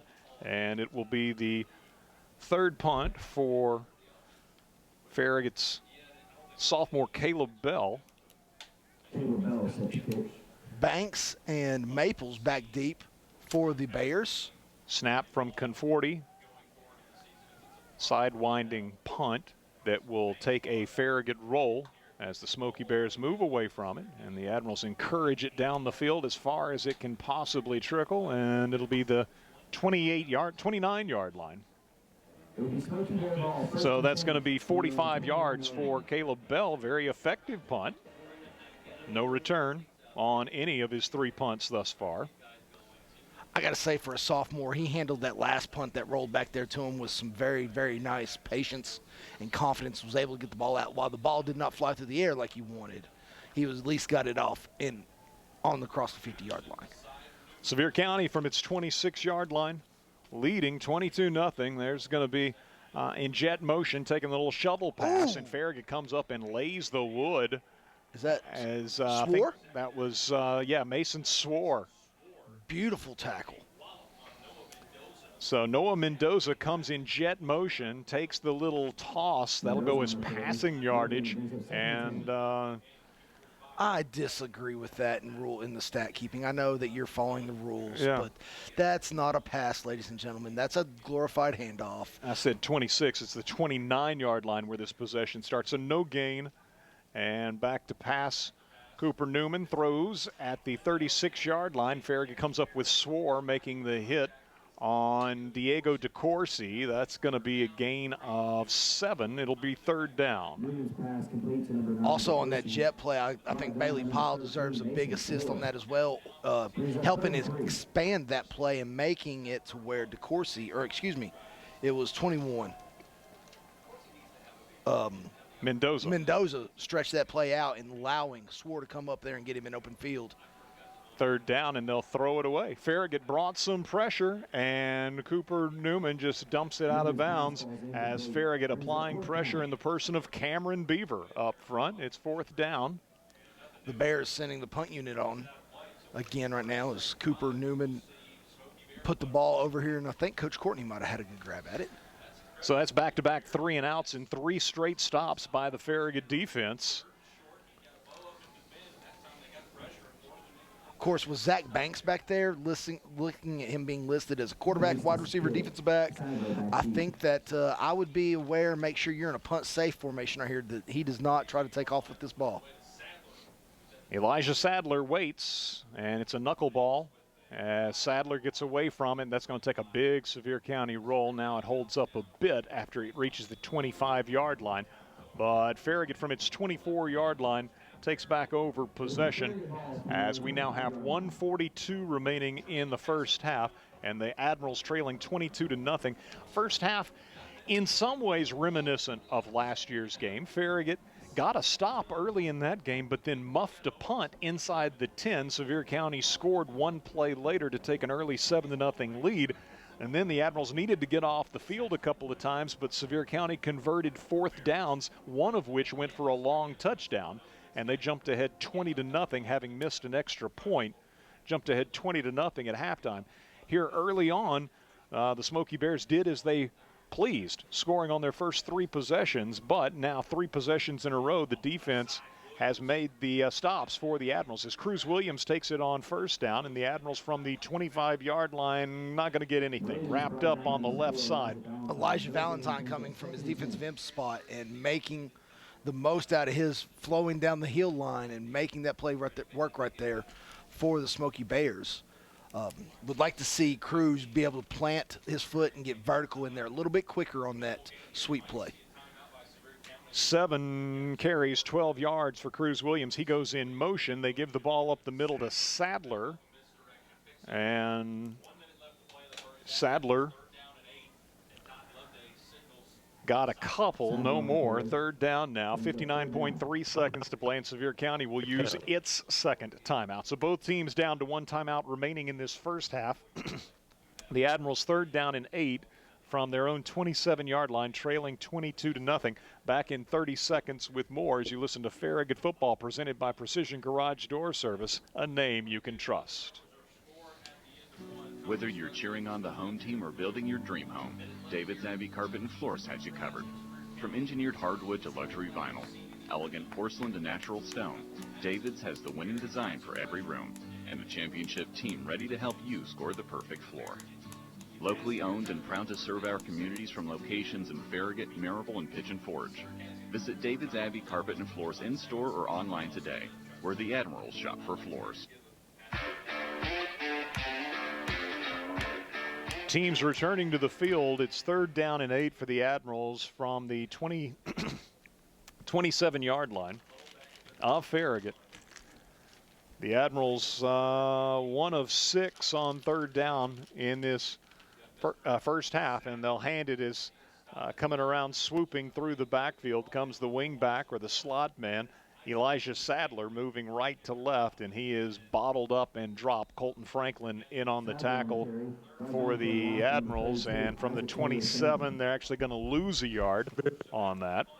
Sevier County is going to call their 3rd and final timeout of this half to make sure that they get the maximum amount of time to set up an offensive drive here.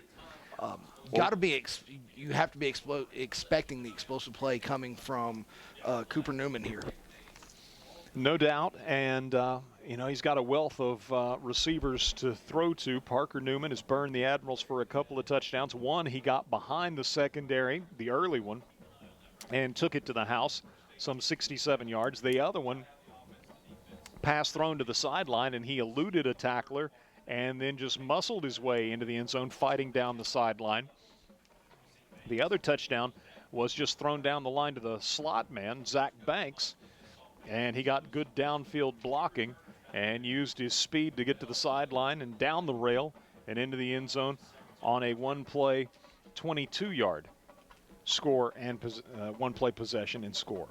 So Bell gets the snap from Conforti, angles it towards the Sevier County sideline, and it's out of bounds somewhere around midfield, although it's probably going to be on the Smoky Bears side of the 50. Excuse me, the Farragut side of the 50. They're marking it at midfield. Wow. That may be a good spot for the Admirals, because that's where the manager for the Smoky Bears across the way looked like he was barely in the white. How wide is that? That's got to be a yard wide at least, maybe 5. It's about 3 yards. Anyhow, I think the Admirals just got a advantageous spot on that. And so a 3-and-out series for Farragut and a 24-yard punt, no return. And Sevier County takes over at the 50 with 40 seconds to play. Cooper Newman drops it off right side to Parker Newman. Parker to the 40 and out of bounds as Farragut pushes him into the near sideline with Mason Swore. That's a 12-yard gain and a Hearthside Bank first down. The 7th of this first half for Sevier County. You know that the Bears probably know that Farragut is going to protect deep right here. So what you do is you boot, get Parker or Cooper Newman rolling out, and find Parker Newman underneath, and get what you can and get out of bounds. So Braden Maples is the running back, but they're going to throw it left side to Newman, and Newman to the 30 as Parker Newman with an 8-yard gain, 2nd down and 2. Sevier County out of timeouts, quickly trying to get to the line with 20-some seconds to go. They'll snap it with 17, and he'll throw it into the ground. 15 seconds, 15.3 seconds here left until halftime. So they spike the ball in shotgun formation, which until a couple of years ago was grounding, but they changed that rule, and so you don't have to go under center anymore to kill the clock. Once again, I referenced my comment earlier about lack of youth development in under center style football. 3 of 5 on 3rd down of the Smoky Bears. They'll throw over the middle, caught by Banks. Banks at the 20, down to the 18-yard line. That's a 13-yard gain. Sevier County rushing to get to the line as they pick up the Hearthside Bank first down. But can they stop the clock? 5 seconds, 4 seconds. Downs it with 3. Do you take the shot at the end zone, or do you kick the field goal? Looks like Ottolini is talking with head coach Loveday, and off comes the offense, and in goes the field goal unit. From the 18-yard line, so this will be a 35-yard attempt from the near side hash. So they picked up the 3rd down conversion, the Hearthside Bank first down, their 8th. Hearthside Bank, our first down sponsor, located in Farragut on the southeast corner of Concord Road and Kingston Pike. And it'll be holding for Sevier County. Mason Akers, Jackson Perry the snapper, and Aiden Ottolini attempting the field goal. But first, Farragut uses its final timeout. So both teams using their full complement of timeouts here in this first half. Sevier County leading 22-0 with just 3 seconds to go until intermission. And Ottolini on to attempt a 35-yard field goal. Last year, he was 1 for 2 on his field goal attempts, making a 27-yarder. He hit 90% of his PATs last year, including 3 of 4 against the Admirals, as Sevier County won this season opener. They played it here last year as well at Carson Newman, but Sevier County won that one 27-7. Again, they led that game at halftime 20-0. And so Farragut trying to keep the Smoky Bears from tacking on 3 here as they return to the field. And the senior, Aiden Ottolini, again out of the hold of Mason Akers, the snap of Jackson Perry. 35 yards from the near side hash, the right hash for the right-legged kicker. Snap comes back. Akers gets it down. The kick sailing downfield will be good. On the final play of the half, a 35-yard field goal. So the Smoky Bears able to get the ball at midfield. The end of the first half. Able to get the ball at midfield and move into position to kick a field goal, which they convert on the final play of the half, 35 yards by number 83, Aiden Ottolini. And that sends these teams off to the locker room with Sevier County leading Farragut by a score of 25-0. Let's get a 3-minute break for our sponsors. We've got coming up our Precision Garage Door Service halftime show. And so we're back with that. And on the other side of this 3-minute break, as you listen to Farragut Football, presented by Precision Garage Door Service on West 105 and around the world at WFIV.com. Sports Treasures is Farragut's newest sports card shop, located just across the street from Eddie Courtney Stadium at 135 Brooklawn. You'll find the newest Topps, Panini, Upper Deck, and Pokemon releases, as well as a wide variety of singles from Ohtani, Judge, Mahomes, Brady, Peyton, LeBron, Wemby, and Charizard. Find your next treasure at Sports Treasures, 135 Brooklawn, Farragut, Tennessee. Follow them on Facebook and Instagram. At this time, they will be donating. Hi, Rick Terry here. Football is more than a game, and it's a big part of our community. And if you know me, you know how much I love high school football and the way it helps prepare young men for life. That's why we're proud to be supporters of Farragut football and the community we call home. When you're driving down Kingston Pike at Campbell Station Road, look at the 8-foot tall topiary of a diamond ring. You can't miss us. If you're already one of our customers, thank you for trusting us with your jewelry and your special moments. And if you've never visited us, we'd love for you to stop in and meet our family. We're real jewelers, and we want to be your jeweler. Go Admirals! Looking for wings you can feel good about? Head to Craven Wings in Choteau. They serve Springer Mountain Chicken, American Humane Certified, 100% U.S. grown, gluten-free, and never, ever given antibiotics. Their traditional wings are cooked in dedicated gluten-free fryers, and they also offer grilled wings and tenders. Add nightly specials like 99-cent Wing Wednesdays, live music Fridays, and karaoke Saturdays. Bring your dog, too. There's even a menu just for your four-legged best friend. Craven Wings, South North Shore Drive.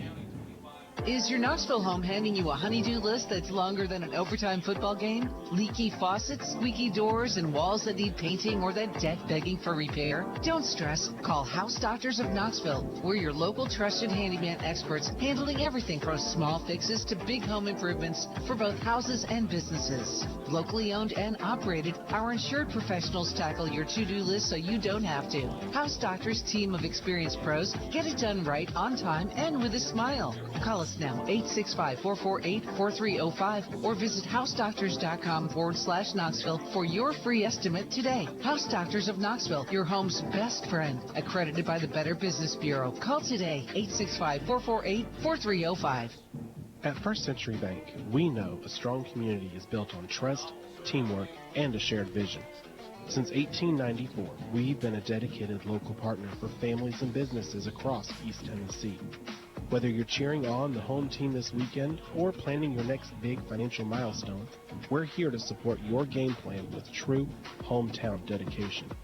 Stop by our newest branch, 130 Concord Road in Farragut. First Century Bank, member FDIC, equal housing lender. Hi, this is John Blair from Blair House.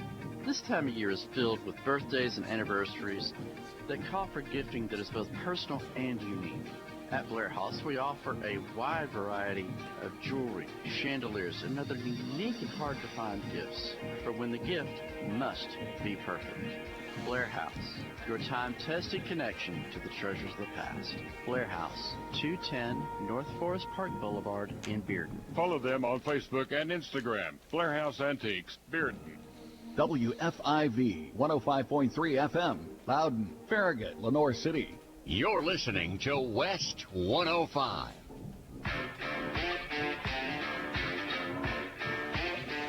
Welcome into our Precision Garage Door halftime show. Appreciate Precision Garage Door not only sponsoring halftime, but being our presenting sponsor again this season, and all of our sponsors, including those Hearthside Bank with the first down, Rick Terry Jewelry Designs with the kickoff, and during our post-game show, we'll be selecting our Blair House Antiques Players of the Game. Typically, sometimes we just choose one as a player of the game. Sometimes we do choose two, offense and defense. But a tough first half for the Admirals, although they seem to settle in after maybe being a little bit shell-shocked in the opening quarter. This young team, inexperienced team, taking on a veteran Sevier County squad. About the only position group you can point to for Sevier County that is not experience-rich would be the offensive line. And some of these guys may have played substantial varsity snaps last year, but at least at the beginning of the year, they were not among the starters that played against Farragut here at Bergtar Stadium to begin the 2025 season. Otherwise, all over the field, you've got familiar names and guys who were impactful for Sevier County a year ago as they returned to the state championship game for a second consecutive year, taking on the same opponent, Page, whom they beat in 2024 for the title, fell by a touchdown to Page in last year's 5A title game.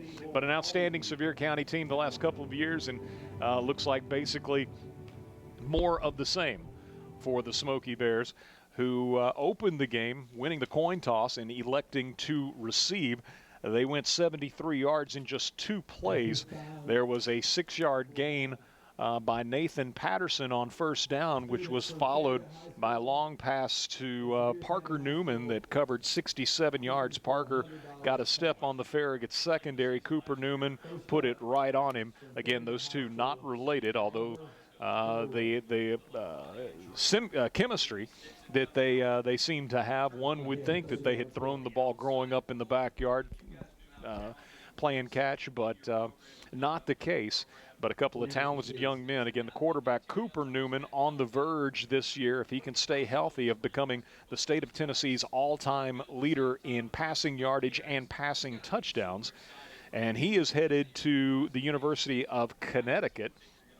Parker Newman headed to Duke University, coming off a season in which he had over 1,000 yards receiving and 10 receiving touchdowns, and then also had over 100 total tackles on the defensive side, including 3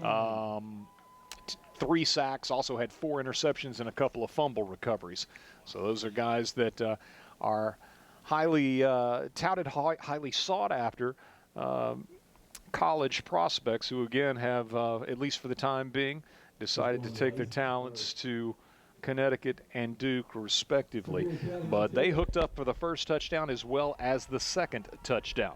So the second one covered 13 yards after Farragut, on its first possession of the game, went over on downs. Rolling the dice in its own territory, Farragut failed to pick up the 4th down conversion. Sevier County took over at the Admiral 42-yard line, moved for 3 first downs, and then Parker Newman just kind of bulled his way into the end zone, taking a pass down the line on the left side, tiptoed down the sideline, lowered the shoulder, got into the end zone from 13 yards out, and then Farragut was called for unsportsmanlike on the extra point, and so with the ball moved half the distance to the goal, Sevier County decided to put their offense back on the field, and they got the 2-point conversion run by Nathan Patterson. So 6:05 to go in the first quarter. Sevier County up 15-0. Farragut then fumbled on its second possession. I believe it was Brenton Haig who was popped hard just as he took the handoff. The ball bounded back downfield some 10 yards. He was hit about 3 yards deep in the offensive backfield. The ball bounded about 10 yards back downfield, and Sevier County was kind of swatting it around. Multiple players seemed to have their hands on it. Ultimately, it came loose, and Farragut got back on it with, I thought, Luca Conforti, but the officials said that Sevier County had established possession of the fumble and that their knee was down before they coughed it up themselves. And so the Smoky Bears, with the only turnover, gaining the only turnover of the first half, as they took over at the Farragut 22-yard line, promptly threw it to the slot receiver on the right side. That was Zach Banks. He got behind a couple of blocks, used his speed to get to the corner and down the sideline into the end zone. He fumbled it into the end zone, but covered it up for the touchdown.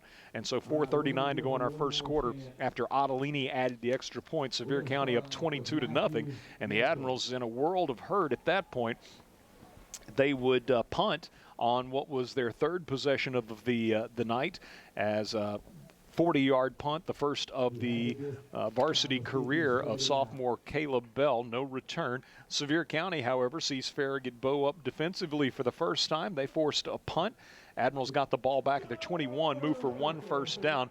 But then Bell was called upon again. A low snap. He handled it well, got the punt away. A line drive kick, took a bit of a Farragut roll. No return, at least, on a 29-yard punt from Bell. Sevier County starting from the 45-yard line. Its 45-yard line sees Farragut's defense continue to play improved football as they force their first 3 and out of the night. But Farragut could not do much with it from there. And after taking over at its 23, Caleb Bell again called upon, this time a 45-yard punt. No return. So 3 punts in the first half for Caleb Bell. 40 yards, 29 yards, and 45 yards. Pretty solid job by the sophomore. No return yardage yet for the Smoky Bears in their punt return game. So Sevier County, after Bell's 45-yard punt, is third of the first half. The Smoky Bears had it at their 29, and the Admiral defense forced its second consecutive 3 and out. Farragut offense, unfortunately, went back with another returned the favor with a 3 and out series of their own, and then it was Bell with a 24-yard punt. No return on what was actually his 4th punt. I was saying as if he was done in the first half with 3, but 4 punts in the first half for Bell. And so Sevier County, after the 24-yard punt, took over at the 50 with less than a minute to go in the first half, and able to pick up a couple of Hearthside Bank first downs, move down inside the red zone to the 18-yard line, where Ottolini on the final play of the first half converts on a 35-yard field goal, sending Sevier County to the locker room up 25-0. That's a look at the drive chart from the first half. Again, Smoky Bears leading the Admirals 25-0. Farragut poised to get the ball to begin our second half of play. Let's get a 3-minute break for our sponsors. We'll return with more of our Precision Garage Door Service halftime show on the other side as you listen to Farragut football on West 105 and around the world at WFIV.com. Welcome to Willie's Wings, home of the secret sauce. I'll take a dozen wings. Oh, by the way, I love that sauce. What's in it? Can't tell you. Why not? It's a secret.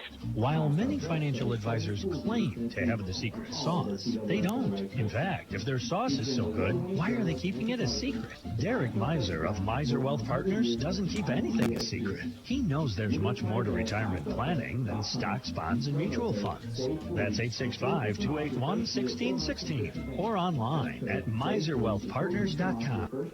Leaky pipes. Oh no! Toilets clogged. Oh crap! Don't freak out. Just call us. Problem solved. Okay. No job too big. No job too small.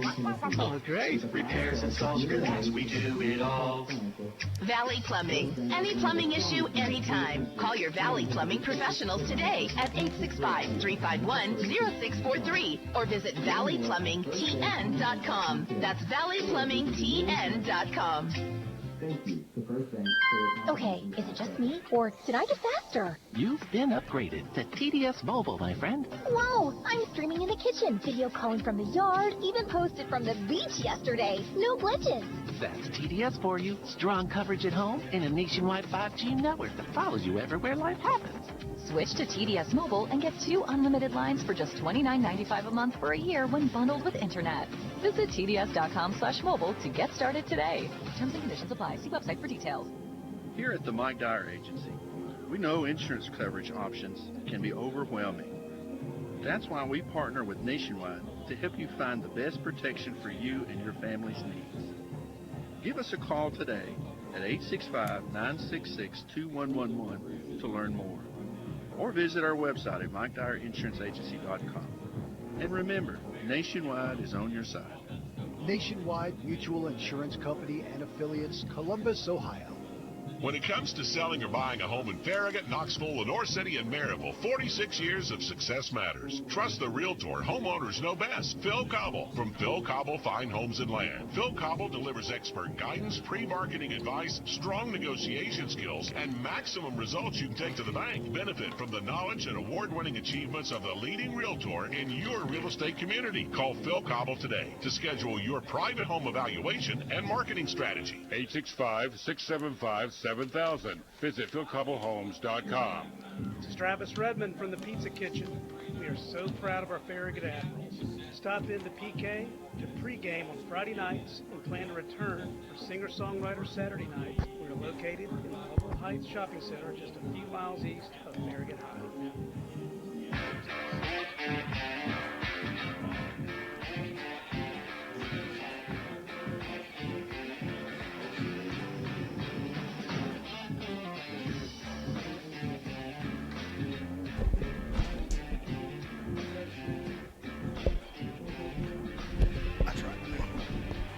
Eric Gerhardt, Tyler Carr, back with you here at Burkhardt Stadium as our Precision Garage Door halftime service, or Precision Garage Door Service halftime show continues.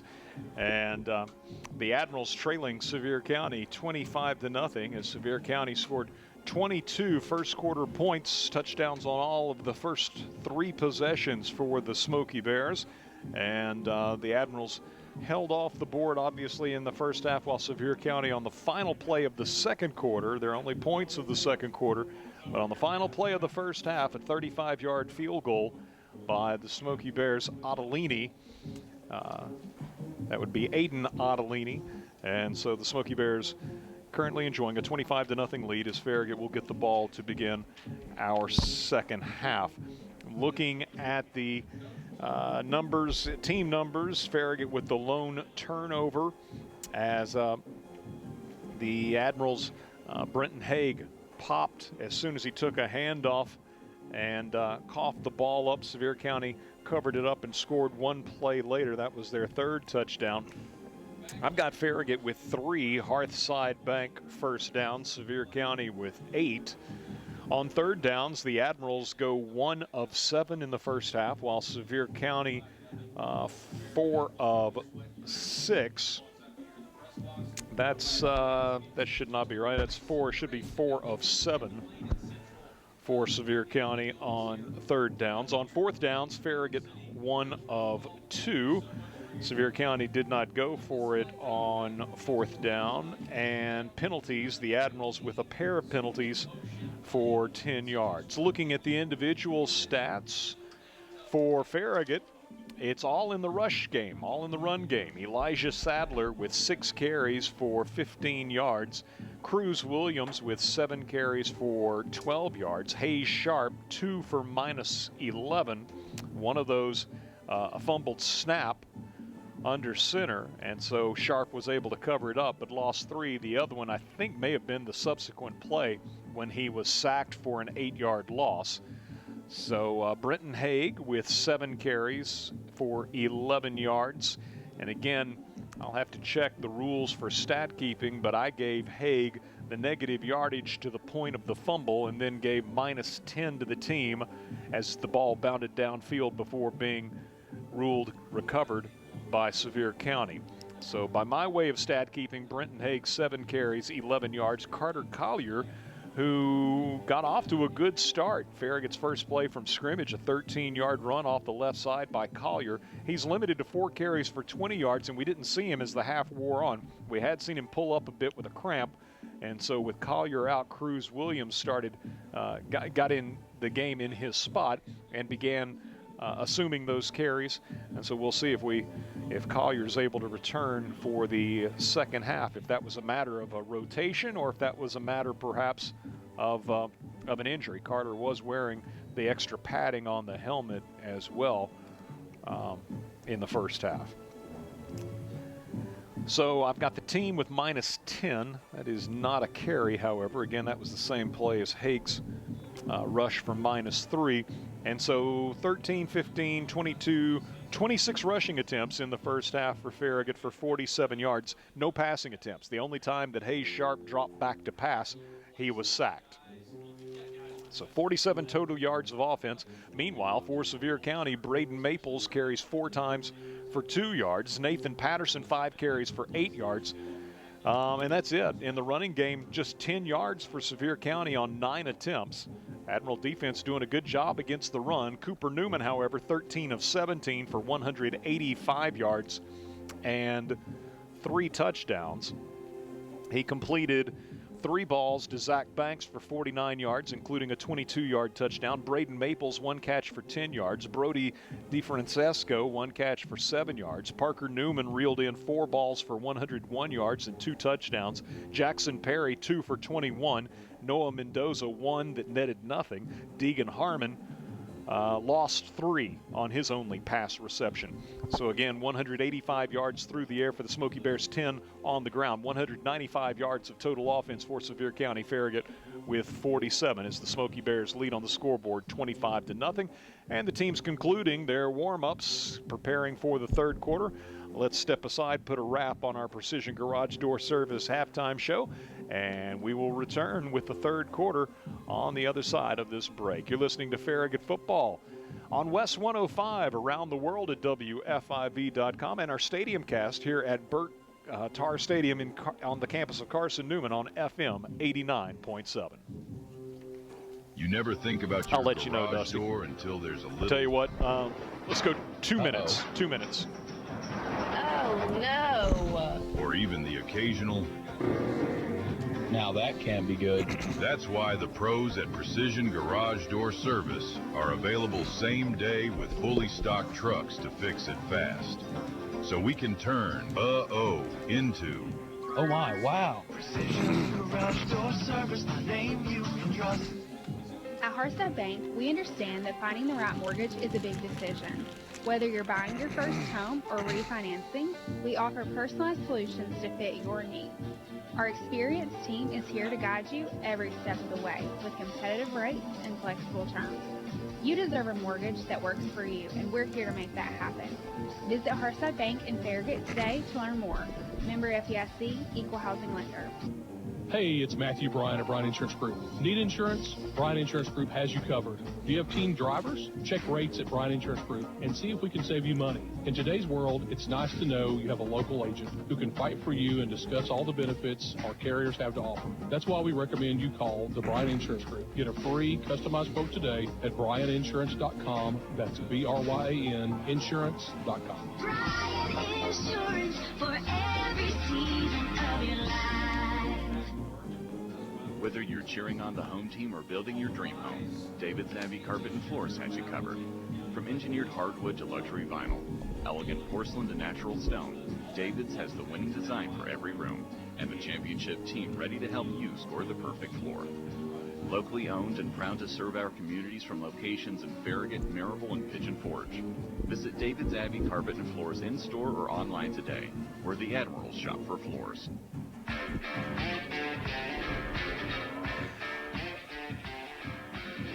Just about set for third quarter action here at Burke Tarr Stadium on the campus of Carson Newman University in Jefferson City, Tennessee, as the Admirals trail the Sevier County Smoky Bears 25-0. Farragut set to get the ball to begin the second half. Eric Gerhardt and Tyler Carr with you this evening.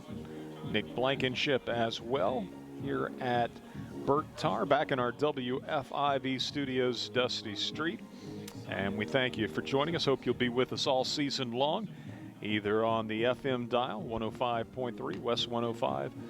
Folks can listen in anywhere they might be around the world with internet service, WFIV.com. And then there's also the video stream most weeks when it's not prohibited.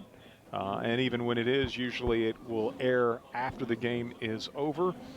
But next week we're at Powell, and that will be a 7:30 kickoff. So a 7:30 kickoff next week at Powell. So our pregame show to get underway at 6:45 next Friday night from Powell High School. Looks like we've got Elijah Sadler and Carter Maltese. Maltese. Maltese. Maltese. I don't know why I put the R in there at the end.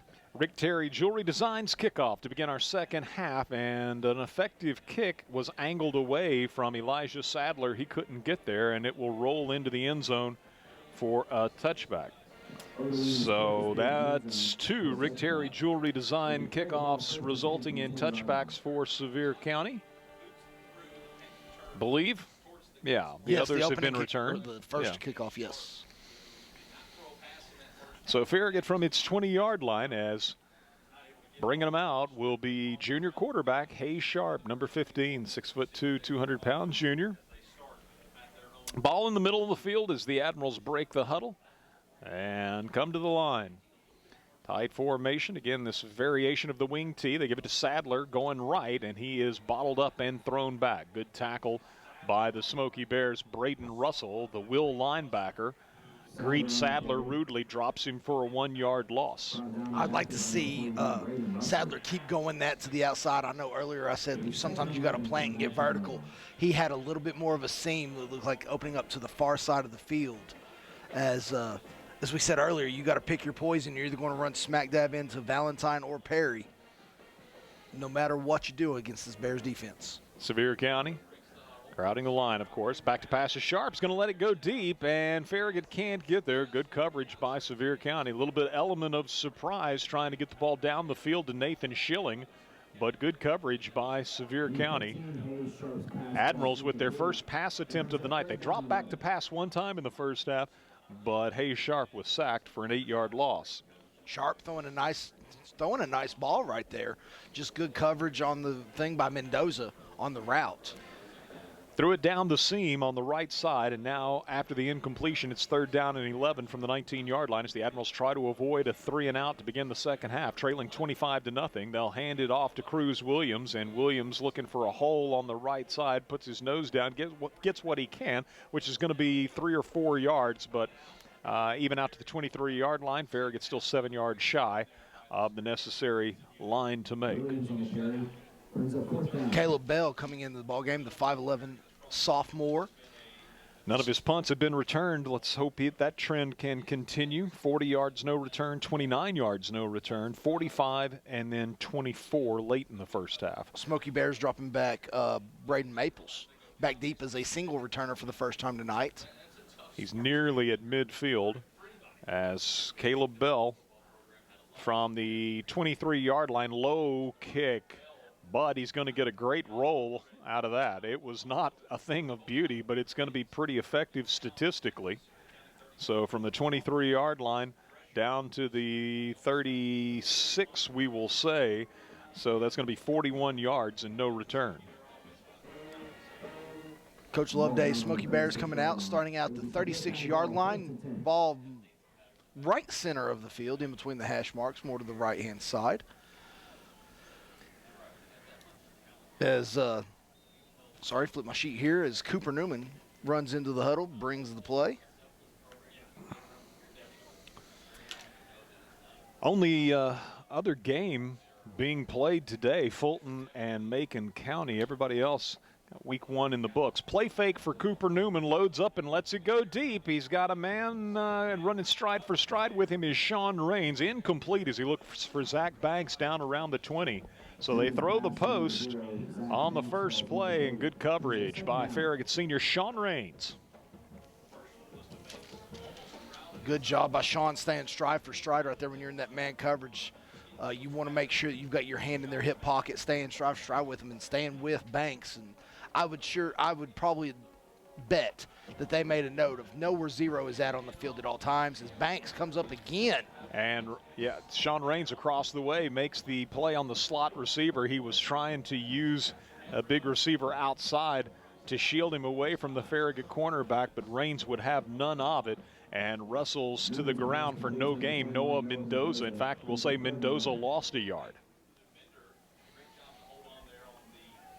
So 3rd down and long, and I tell you, You know, I mean, the Admirals gave up the field goal late in the first half, but that's holding them to 3 points in 4 possessions. Back to passes Newman over the middle. He finds Newman.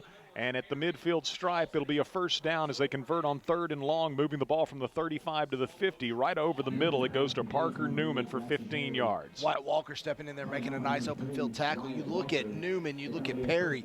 These are two 6'4+ targets for Cooper Newman to just sort of distribute the ball everywhere he wants to go. And then you've got Mendoza and Banks that are sort of the speedster guys. A wealth of riches for the Smoky Bears. It's a Hearthside Bank first down on the 16-yard pass over the middle, and now a good run by Patterson between the tackles as he, running downhill, moves the ball from the 49 of Farragut to the 42, a 7-yard gain on first down. One of the better runs for Patterson of the night. In fact, it is the best run. Try to start setting the defense for you. You've got Max Hilton in the game on the defensive line, as well as I believe I see Renfro and then also Fisher Smith. Ball in the middle of the field, 42-yard line of Farragut. They play fake to Patterson, throw it left side, and it's going to be Newman down to the 31-yard line. So that's going to be a gain of 11 and a Hearthside Bank first down. Sadler at the cornerback position making the play right there. You also have Bailey Pyle with Thatcher Cherry, John Edelman at linebacker, Abram Shelton the star. I see Mason Swore and Wyatt Walker at safeties, and then Sean Raines and Elijah Sadler at corner. Handoff Patterson. Patterson between the tackles will push the pile down close to the 25-yard line, call it the 26. That's a 5-yard gain on first down for the Smoky Bears. 2nd down and 5 upcoming. As Farragut goes 3 and out on the opening series of the second half, and now Sevier County, having overcome 3rd down and long, is marching.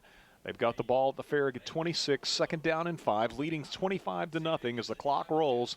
We go under 7 minutes and 45 seconds to play in our 3rd quarter here in Jefferson City. 2 receivers left, 1 right. They'll throw it left, and Farragut comes up, and they got a host of Admirals over there on the receiver, who turns out to be, after he comes out of the pile there, gives the ball up to the official, it was Parker Newman.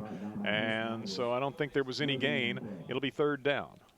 No gain for Parker Newman there, which if you're the Admirals, when every time he touches the football and hits a no gain, that is a win for you, as he checks out. And number 5, Brody DeFrancesco checks in.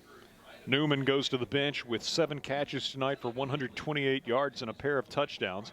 3rd down and 5 for the Smoky Bears. They're 5 of 8 on 3rd down. Play fake. Newman comes out, boot, right side, and he dumps off the pass. That's going to be a first down to the 9-yard line. As taking that pass and moving from the 26 to the 10, a 16-yard gain will be Avon Mitchell. Red zone now for Sevier County. Junior tight end checking in for the Bears this drive. Giving Jackson Perry sort of a breather for a second. His first catch of the night. It's a 3rd down conversion, a Hearthside Bank first down, and again sets Sevier County up in the red zone where they're 2 for 2 tonight. They scored on the 13-yard hookup between Cooper Newman and Parker Newman in the opening quarter, and then they got the red zone field goal on the last play of the first half. They give it to Patterson, and Farragut comes up, makes a good ankle tackle. It's Wyatt Walker from his weak safety position, dropping Patterson for what I believe is a tackle for loss. I'm out for an injured player. We've got a cramp on the field for the Admirals. Looks like Bronson Sakala. Sakala is going to be checking in for the Admirals on the defensive line. We'll say no gain on the pass a moment ago, and I've already forgotten who it went to, but to Newman, or are you talking about one after that? Yeah, just a moment ago, the last one that netted nothing, right? I know that Mitchell had one as well. Okay. But I think his almost went for a first down. His is the one that set up the first down. Right. And then you had Patterson there on that one. I'm very impressed by the Admirals' run defense, because you look at that offensive line for Sevier County. I know that they may be lacking in experience compared to last year's senior line, but they're still a very impressive-looking defensive line as Caden Renfro hops up after getting his calf stretched out. I will say that the Admirals have been very well hydrated, it looks like, tonight, as that's the first time I can remember the game having to be halted for stretching opportunities. So we got the 3-yard loss for Patterson. And so 2nd down and goal to go from the 13-yard line. All right, ball on the near side hash. And tight formation, bunch formation on the left, single receiver right. Newman rolling to his left, throws into the end zone, has a man wide open, and that's a touchdown to Parker Newman. From 13 yards out, the Newmans are the hook up for a 3rd time tonight. Cooper Newman to Parker Newman. Excuse me, that was Jackson Perry. That was Jackson Perry, not number 6. It was number 8. And so Jackson Perry with a touchdown reception all by his lonesome in the back line of the end zone. And the Smoky Bears score on their first possession of the second half, now leading at 31-0 with 5:56 to go in our 3rd quarter. Ottolini on to attempt the extra point, as it will be for the Smoky Bears. Mason Akers holding and Jackson Perry snapping, and all good. And so 5:56 to go, 3rd quarter. Sevier County extends its lead to 32-0. Back in 1 minute with the Rick Terry Jewelry Designs kickoff as you listen to Farragut Football, presented by Precision Garage Door Service, a name you can trust. Sports Treasures is Farragut's newest sports card shop, located just across the street from Eddie Courtney Stadium at 135 Brooklawn. You'll find the newest Topps, Panini, Upper Deck, and Pokemon releases, as well as a wide variety of singles from Ohtani, Judge, Mahomes, Brady, Peyton, LeBron, Wemby, and Charizard. Find your next treasure at Sports Treasures, 135 Brooklawn, Farragut, Tennessee. Follow them on Facebook and Instagram. Looking for wings you can feel good about? Head to Craven Wings in Choteau. They serve Springer Mountain Chicken, American Humane Certified, 100% U.S. grown, gluten-free, and never, ever given antibiotics. Their traditional wings are cooked in dedicated gluten-free fryers. And they also offer grilled wings and tenders. Add nightly specials like 99-cent Wing Wednesdays, live music Fridays, and karaoke Saturdays. Bring your dog, too. There's even a menu just for your four-legged best friend. Craven Wings, South North Shore Drive.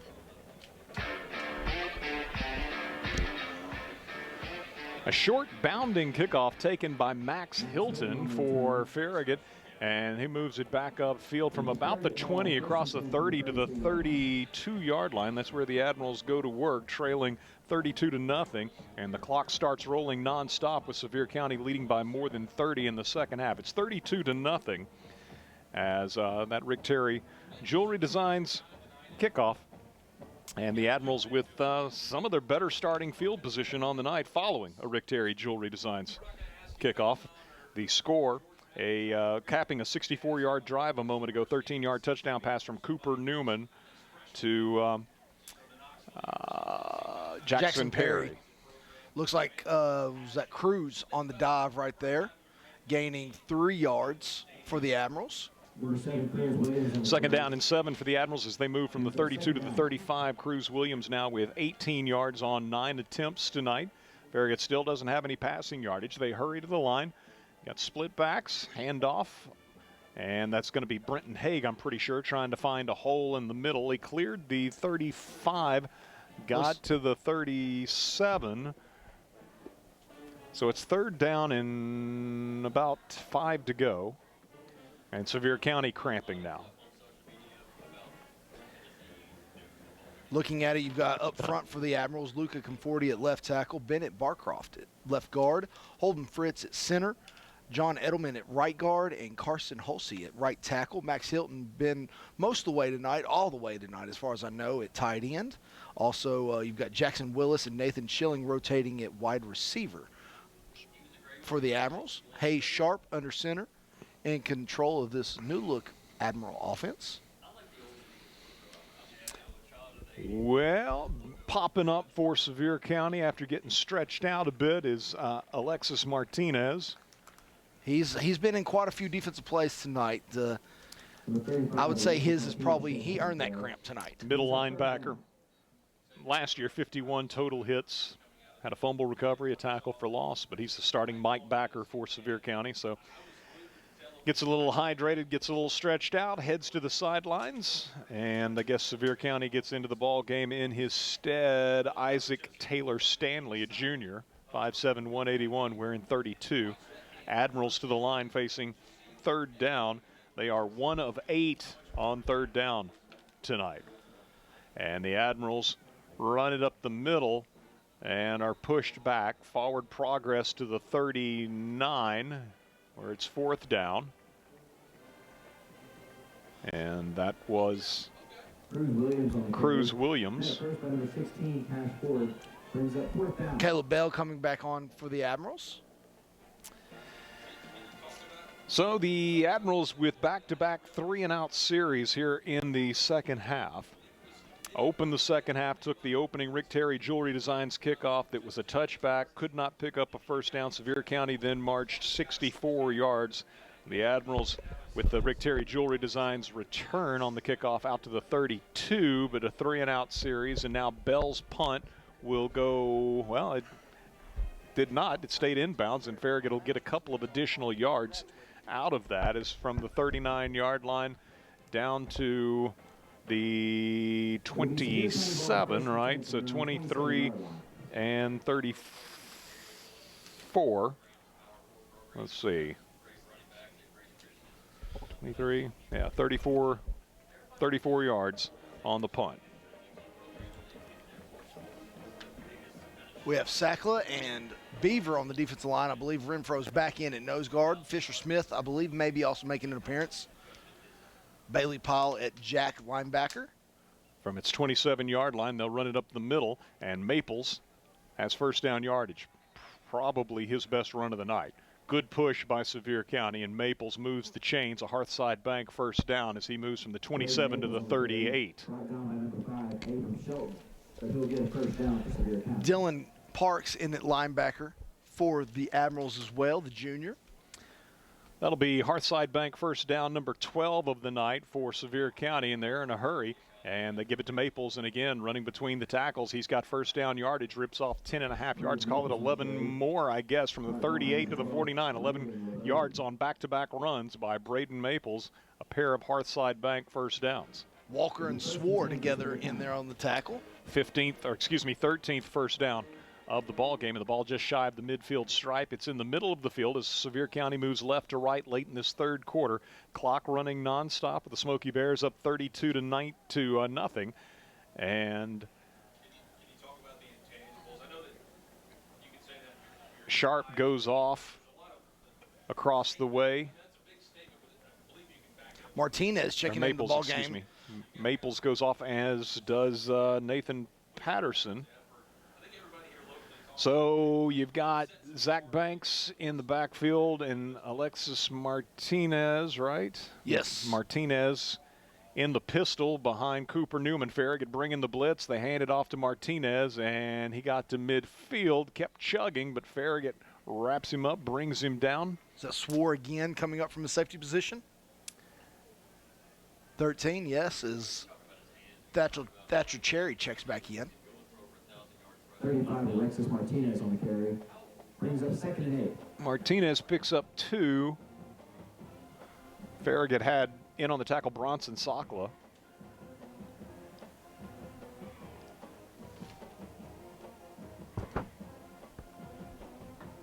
First carry of the night for Martinez. 2nd down and 8. They throw it down the line, left side. Parker Newman takes the pass, made a couple of people miss, and spins and dances his way to the 40.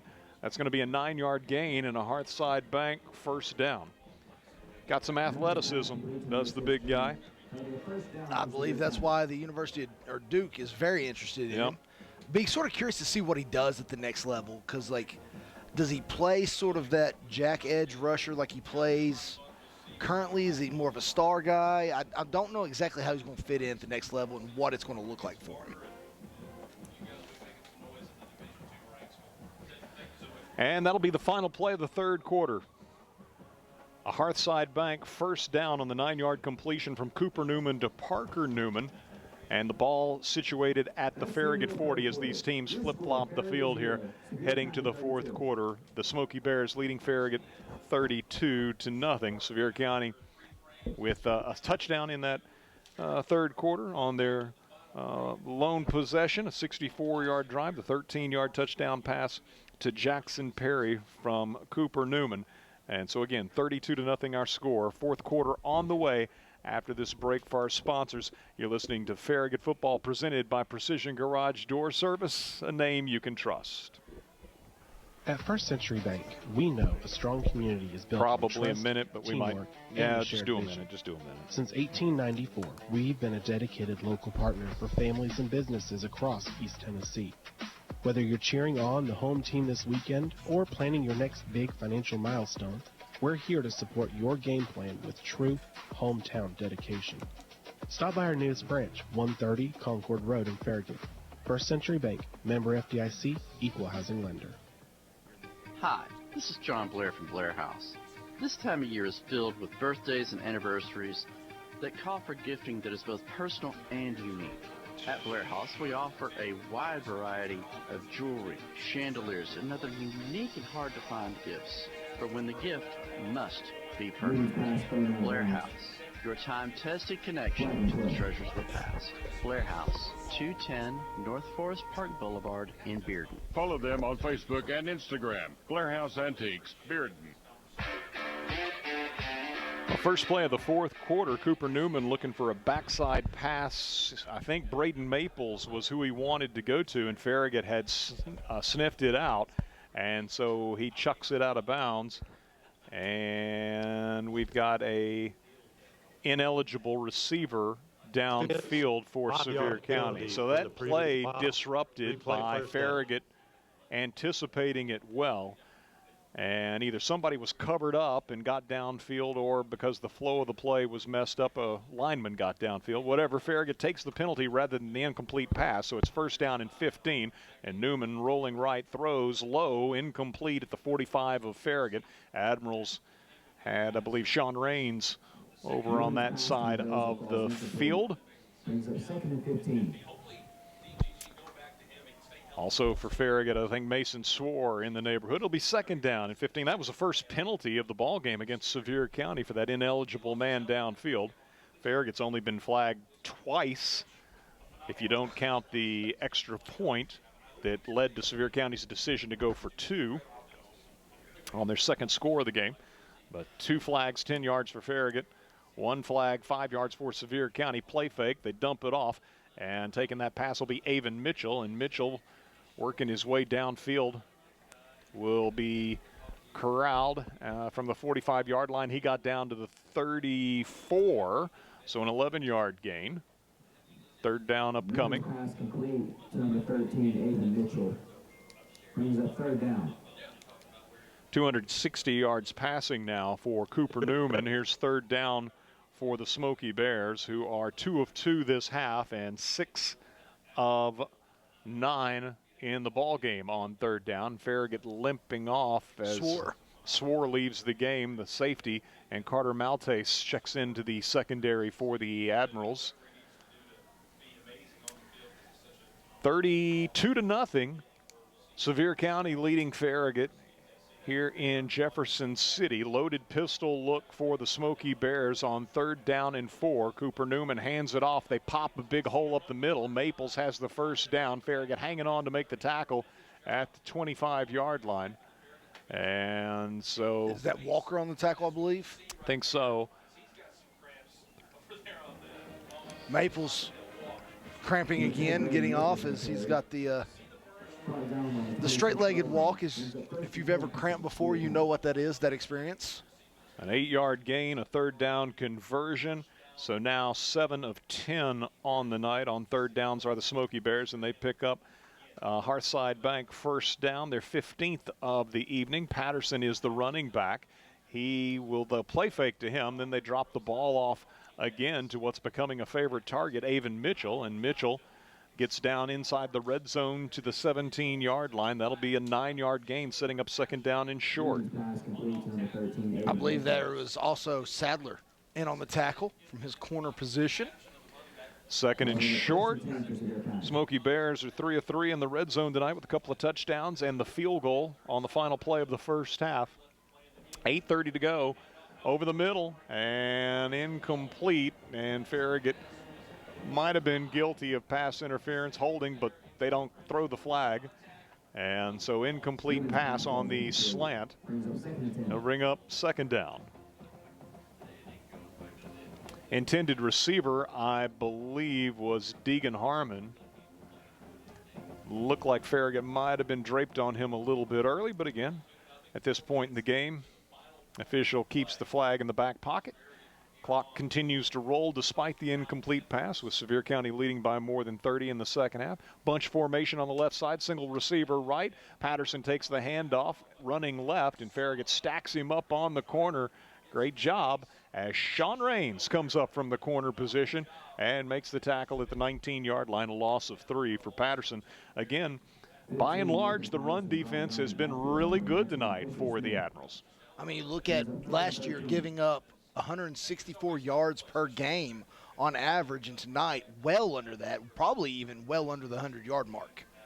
At the half, Sevier County had 9 rushing attempts for 10 yards. So that number has improved here in the second half. And, of course, it's a fast-moving second half once the Smoky Bears put up their touchdown. Back to pass, Cooper Newman drops it off left side.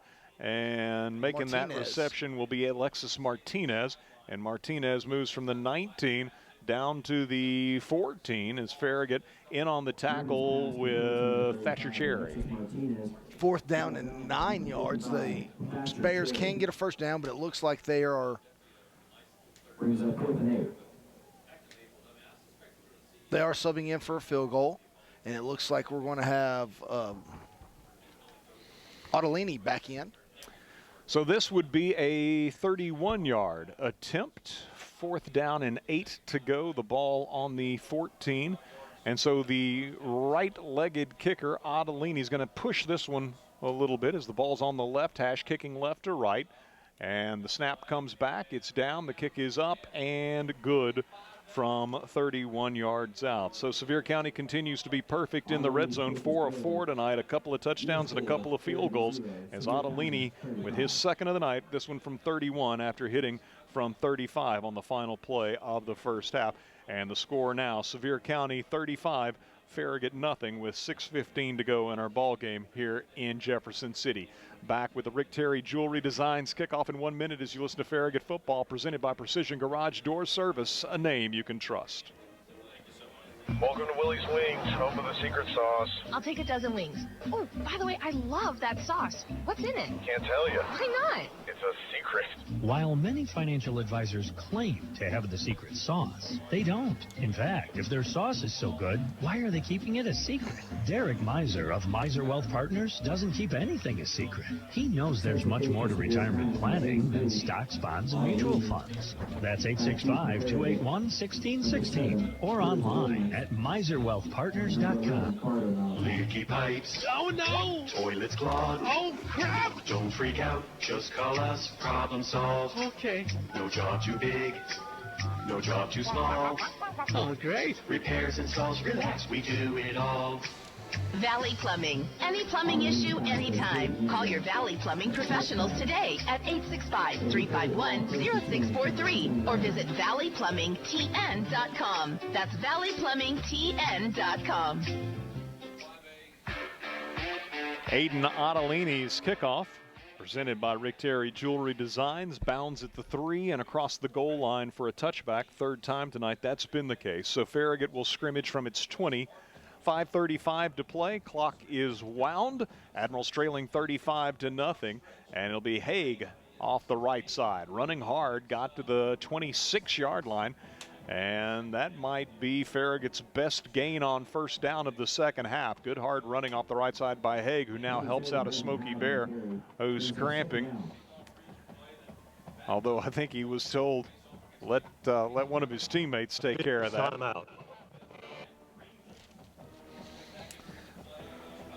So Haig now with 19 yards rushing on 9 carries as a Smoky Bear stretched out on the field with 5:15 to play.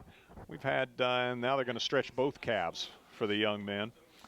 Very humid night, although the humidity supposedly has dropped some from recent days, but still It's muggy out there. It's still thick out there, guys. I'm still grateful to be in the air-conditioned press box. That's for sure. That's for sure. I will say that, for the past 2 years, coming up here and starting off the season, still in the month of August in, East Tennessee, it has been nice to be here on the campus of Carson Newman University. First-class place up here. Yeah, absolutely. Everybody's so very helpful, and it's just such a nice environment, not only for the teams to get to participate in a game and kick off the season in high style, but for us too. It's amazing for us old guys up here as well too. Absolutely. Let me tell you how gracious the people are up here. Andrew Burrows, our security guard, right? The former McDonald's All-American from Carnes, that Andrew Burrows? That Andrew Burrows, yes. He is in the elevator, and he strikes up a conversation. And if you'll turn around, Eric, you'll notice that he got a bag of swag from the athletic director. And he is charming, and he may have thought he still had some eligibility left. Coming soon to Saturday afternoons for you, Andrew Burrows. We were discussing on the way up here that eligibility will soon, I think, inevitably be a thing of the past. And so there's going to be a demand. There's going to be a market for Andrew Burrows. 2nd down and 4 yards to go as Sevier County able to get its player that was shaken up off the field, and the Admirals give, I believe, to Cruz Williams. So we continue to not see Carter Collier here in the second half. Helmet popped off for Cruz, so he's going to have to leave the game. And the Admirals to the 26 to the 27, so a 1-yard gain for Cruz Williams. Jackson Worley, number 84, sophomore, checking in the ballgame for the Admirals to spell Mr. Williams. Worley, 5'9", 159, listed as a wide receiver. And they hand it off to Sadler, coming right side, and he tears away from a Smoky Bear and gets to the 34. That should be first down yardage as the Admirals on 3rd down and 3 move the chains from the 27 to the 34. Elijah Sadler picks up the Hearthside Bank first down. Hearthside Bank located in Farragut on the southeast corner of Concord Road and Kingston Pike. And Farragut with a rare 3rd down conversion tonight as they pick up their initial, I believe, Hearthside Bank first down of the second half. They're now 1 of 3 on 3rd downs in the second half. And that makes them 2 for 10 on the night. To the 40-yard line, that's going to be about a 6-yard gain on first down for the Admirals. And I think that was Haig again, right? 22, Brendan Haig on the carry. Yeah, Haig on the carry. 25 yards now for Brenton as he sets them up 2nd down and 4, running hard between the tackles. Ball on the near side hash. We go under 3.5 minutes to play in this one. The Admirals trying to avoid the shutout, and a collision in the backfield, and the handoff. Farragut, that play, the flow disrupted, and now we've got a late flag coming in. The handoff was to the Admirals. Dayton Parks on the carry. Penalty marker on the field. Was it Sakla? I almost thought I saw 88. You sure it wasn't 28? Dayton Parks, because I know he's been going in for Haig at the fullback role, and there is a 15-yard step off? Look like we got a maybe flagrant face mask? Yeah. Face mask against the defense. 15 yards from the end of the run. Result of the play is first down. So another Hearthside Bank first down on only the 2nd penalty of the ball game against Sevier County. Move it 15 yards to the 45-yard line of the Smoky Bears, and the Admirals to the line with 2:35 to play. And it'll be Hayes Sharp firing right side to Sadler. Rolled it left, threw back right. Sadler to the 35, Sadler down to the 31 as the Admirals pick up another Hearthside Bank first down. Again, moving to his left, throwing back right. Sadler takes it 14 yards for the first down yard. We also have a flag on the field at about the 27-yard line. Face mask, it looks like, against the Smoky Bears again. Personal foul against the Smoky Bears. Well, that'll move it into the red zone down to the 16-yard line. There you go. Personal foul, face mask. Defense. 15 yards from the end of the run. And another Hearthside Bank first down, and the Admirals for the first time tonight are in the red zone as Farragut trying to avoid being shut out for the first time since a second-round loss in 2019 at Maryville. Haig driving up the middle, getting up to about, looks like he gets to the 10-yard line. So another nice 6-yard gain for Brenton Haig on first down. 1:25 to go. At the 10-yard line, second down, and about 4 yards to go for the Admirals. Hayes Sharp quickly under center. Hands it to Haig again. Haig to the 5, to the 3. That'll be a goal-to-go situation for the Admirals as they pick up the Hearthside Bank first down as Haig carries 7 yards up the middle. Ball set on the right hash, 3-yard line.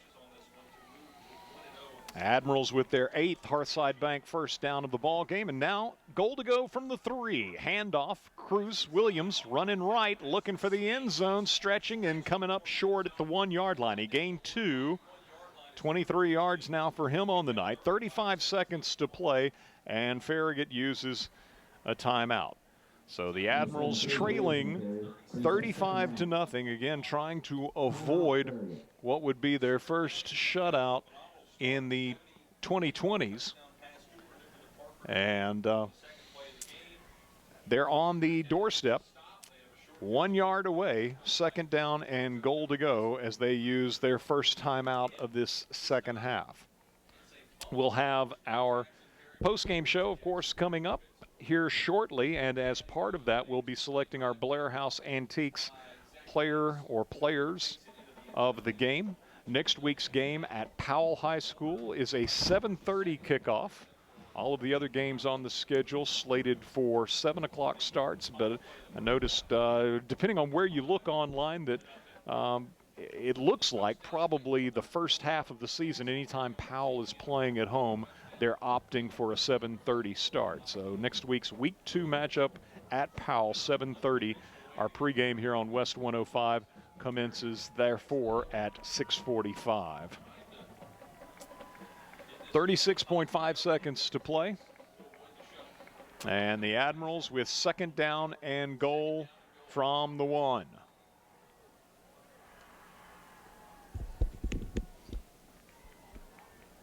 Farragut to the line. They give it to Brenton Haig off the right side, and Haig burrows his way into the end zone from 1 yard out. Brenton Haig scores, and the Admirals avoid the shutout. They get on the board late. 24.7 seconds to play. Their first red zone trip of the night. They convert on it.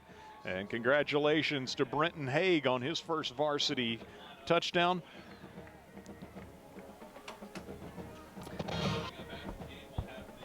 We have the extra point out there with Caleb Bell. Caleb Bell to attempt the extra point. Elijah Hurley to hold, and Luca Conforti, the long snapper. And the extra point is up and good. So the Admirals on the board, trailing 35-7 with 24 seconds remaining in our ball game here at Berktar Stadium on the campus of Carson-Newman University. Back with the Rick Terry Jewelry Designs kickoff in 1 minute as you listen to Farragut Football presented by Precision Garage Door Service on West 105.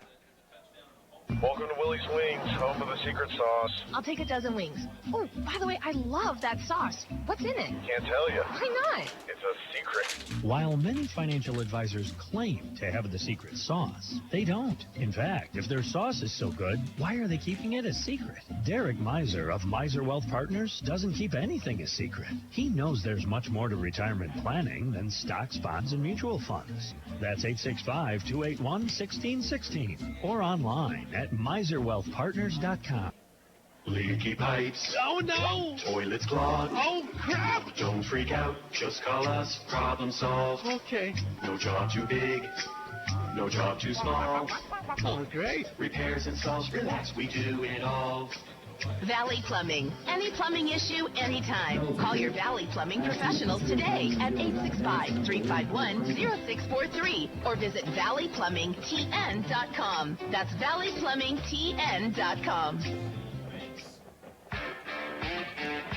Caleb Bell's Rick Terry Jewelry Designs kickoff down inside the 10 to the 5 where Banks grabs it and moves back across the 20. Stutter steps looking for a hole that never really develops, and he's brought down at the 25-yard line. I believe Farragut's Mason Swore in on the tackle. So Sevier had to leave the field defensively on the last time he was out there, but he's back out on special teams, makes the tackle. Again, on the Rick Terry Jewelry Designs kickoff. And so with 15.8 seconds now to play, Sevier County will have the ball at its 25-yard line, and Smoky Bears look like they're just going to go into victory formation here. And so last year, Smoky Bears won 27-7 here at Carson Newman, and tonight the final will be in favor of the Smoky Bears, 35-7. Sevier County off to a 1-0 start. It's a team loaded with talent and experience, looking to make a third straight run to the state title game in Class 5A. And an impressive start, certainly with the passing game of Cooper Newman and his favorite target, Parker Newman, here tonight. The Admirals fought hard, but a young, inexperienced team for Farragut fell behind early, down 22-0 in the first quarter, and game never obviously in doubt after that, as Sevier County wins comfortably, again by a final of 35-7. The Admirals getting on the board late, avoid the shutout, and maybe a little something positive there to build on as they move towards week 2, and will be traveling to Powell next Friday night. Again, that will be a 7:30 kickoff against Powell at their place. Pregame at 6:45. Our postgame show coming up on the other side of this break. As part of that, we will be selecting our Blair House Antiques player of the game. So stay tuned for that. As again, Sevier County wins this opener at Carson Newman's Berktar Stadium, 35-7 over the Farragut Admirals. Back in 3 minutes with a postgame show as you listen to Farragut football, presented by Precision Garage Door Service, a name you can trust. WFIV 105.3 FM, Loudon, Farragut, Lenoir City. You're listening to West 105. When it comes to selling or buying a home in Farragut, Knoxville, Lenoir City, and Maryville, 46 years of success matters. Trust the realtor. Homeowners know best. Phil Cobble from Phil Cobble Fine Homes and Land. Phil Cobble delivers expert guidance, pre-marketing advice, strong negotiation skills, and maximum results you can take to the bank. Benefit from the knowledge and award-winning achievements of the leading realtor in your real estate community. Call Phil Cobble today to schedule your private home evaluation and marketing strategy. 865-675-7000. Visit philcobblehomes.com. Looking for a fast quote? How about the right quote? We here at the Mike Dyer Agency can deliver both to help you with your insurance needs. Call us today at 865-966-2111 to learn more, or visit our website at MikeDyerInsuranceAgency.com. And remember, Nationwide is on your side. Nationwide Mutual Insurance Company and Affiliates, Columbus, Ohio. Movie night isn't just about what's on screen. It's laughter, suspense, and the little moments in between. With reliable TDS fiber internet, your connection stays steady, so the story keeps flowing and the night stays uninterrupted. No buffering, no breaks, just being together. Whatever the moment, your connection needs to work. Secure, stable, and ready. Count on TDS fiber internet to protect the moments that matter. Subject to availability. Terms and conditions apply. See website for details. Whether you're managing a household or running a business, Citizens Bank has a checking account built for how you bank. Choose from personal and business options with digital tools like mobile deposit, bill pay, and merchant services. Plus, support from a local team in Knoxville and Lenoir City that understands your goals. Learn more at citizensbank24.com. Member FDIC. Is your Knoxville home handing you a honey-do list that's longer than an overtime football game? Leaky faucets, squeaky doors, and walls that need painting, or that deck begging for repair? Don't stress. Call House Doctors of Knoxville. We're your local trusted handyman experts, handling everything from small fixes to big home improvements for both houses and businesses. Locally owned and operated, our insured professionals tackle your to-do list so you don't have to. House Doctors' team of experienced pros get it done right, on time, and with a smile. Call us now, 865-448-4305, or visit housedoctors.com/Knoxville for your free estimate today. House Doctors of Knoxville, your home's best friend, accredited by the Better Business Bureau. Call today, 865-448-4305. Hi, Rick Terry here. Football is more than a game, and it's a big part of our community. And if you know me, you know how much I love high school football and the way it helps prepare young men for life. That's why we're proud to be supporters of Farragut football and the community we call home. When you're driving down Kingston Pike at Campbell Station Road, look at the 8-foot-tall topiary of a diamond ring. You can't miss us. If you're already one of our customers, thank you for trusting us with your jewelry and your special moments. And if you've never visited us, we'd love for you to stop in and meet our family. We're real jewelers, and we want to be your jeweler. Go Admirals!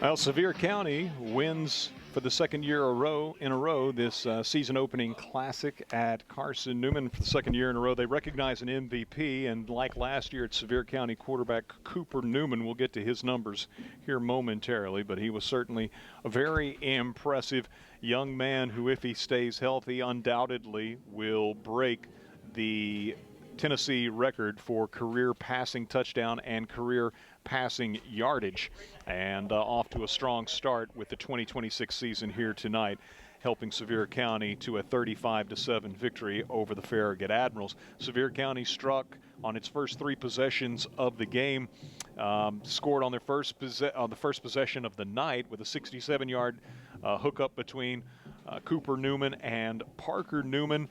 Those two would hook up again for a 13-yard touchdown on Sevier County's second possession.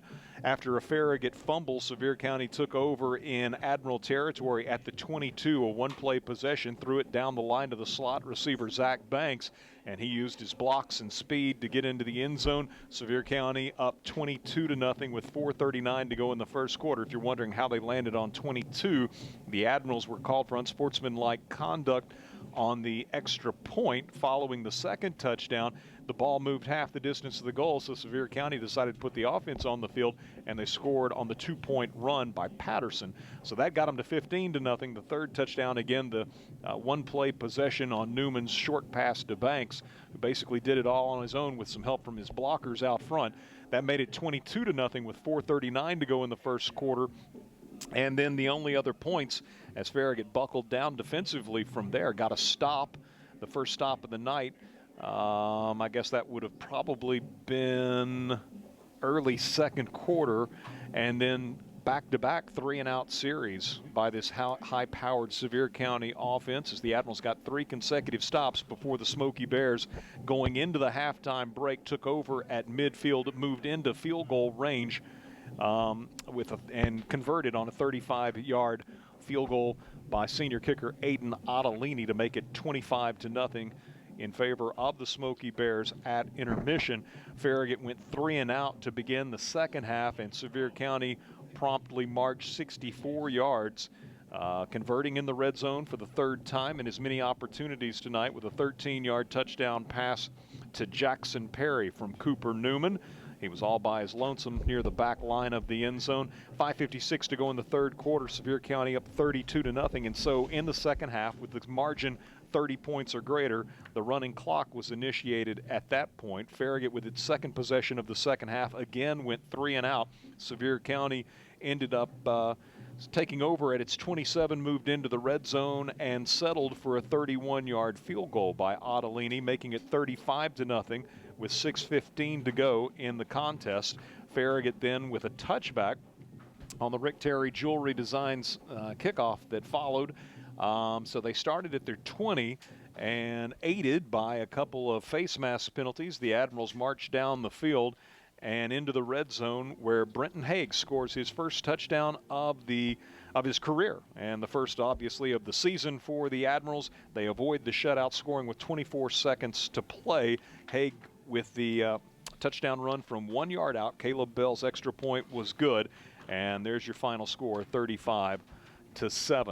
taking a look at some of the team stats, Farragut had the lone turnover of the night, big hit as soon as Haig took a handoff. He was popped in the offensive backfield, and Sevier County pounced on the ball. At first, it looked like maybe Farragut had gotten it back, but the officials ruled that Sevier County had possession, and they were down before they coughed it up themselves. And so they took over at the 22, and again, Banks would score Sevier County's third touchdown of the first quarter shortly thereafter. So only one turnover tonight. It belonged to the Admirals. Farragut finishes with 8 first downs, 8 Hearthside Bank first downs. Sevier County with 15 Hearthside Bank first downs. I had the Admirals going 2 of 10 on third down. Sevier County 7 of 11. Farragut 1 of 2 on fourth downs tonight. Sevier County did not go for it on fourth down.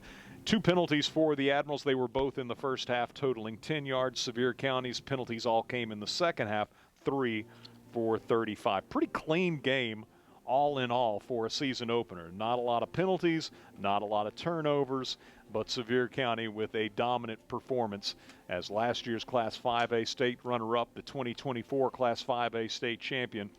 Off to a strong start here in 2026. Would not, of course, be surprised at all with the returning talent, experience that they have, and then you add some of the transfer players that they have. Would not be surprised at all if they make a third consecutive state championship game appearance this year. Wish them well as they will be taking on Jefferson County next Friday night, and then they open region play in week 3, hosting Daniel Boone. Sevier County is a member of Region 1-5A. Other members of that region, Daniel Boone, David Crockett, Cock County, Tennessee High, and Morristown West. So best wishes to Coach Todd Loveday, his staff. It was interesting, the staff, the defensive coordinators, Mark Jade, of course, Farragut's defensive coordinator, Mickey, and so the had a father-son matchup here tonight between the defensive coordinators, and something I actually meant to mention at the end of the night, never did, and although late, but maybe better late than never, tremendous job tonight on the national anthem by Farragut senior Julia Tiernan, as she got the opportunity to perform the national anthem here on the field at Burke-Tar in advance of this one, and did an outstanding job. Let's step aside, get another break for our sponsors, and our post-game show continuing on the other side. Still to come, our selection for our Blair House Antiques Player of the Game. Sevier County wins it 35-7 in tonight's season opener. Back with more after this as you listen to Farragut Football, presented by Precision Garage Door Service, a name you can trust. You never think about your garage door until there's a little... How are we on spots? Oh, no. We're all good. All good? Okay. The occasional. Now that can be good. That's why the pros at Precision Garage Door Service are available same day with fully stocked trucks to fix it fast. So we can turn into...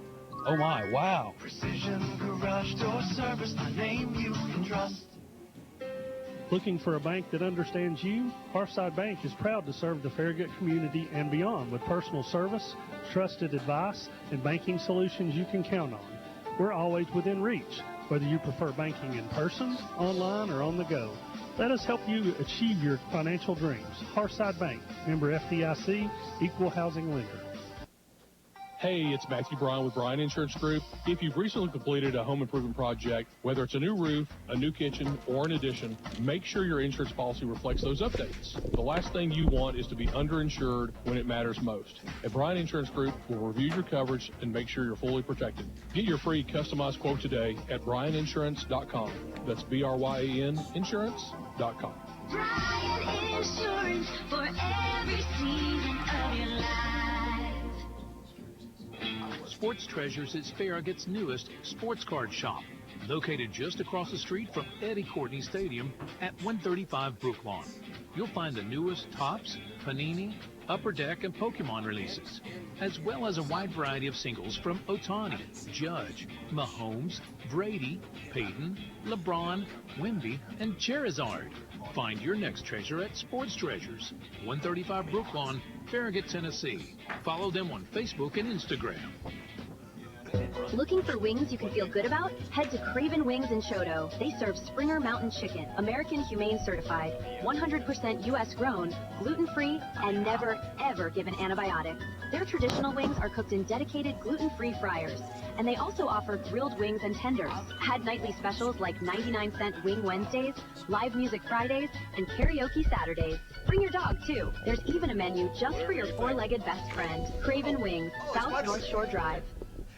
At First Century Bank, we know a strong community is built on trust, teamwork, and a shared vision. Since 1894, we've been a dedicated local partner for families and businesses across East Tennessee. Whether you're cheering on the home team this weekend or planning your next big financial milestone, we're here to support your game plan with true hometown dedication. Stop by our newest branch, 130 Concord Road in Farragut.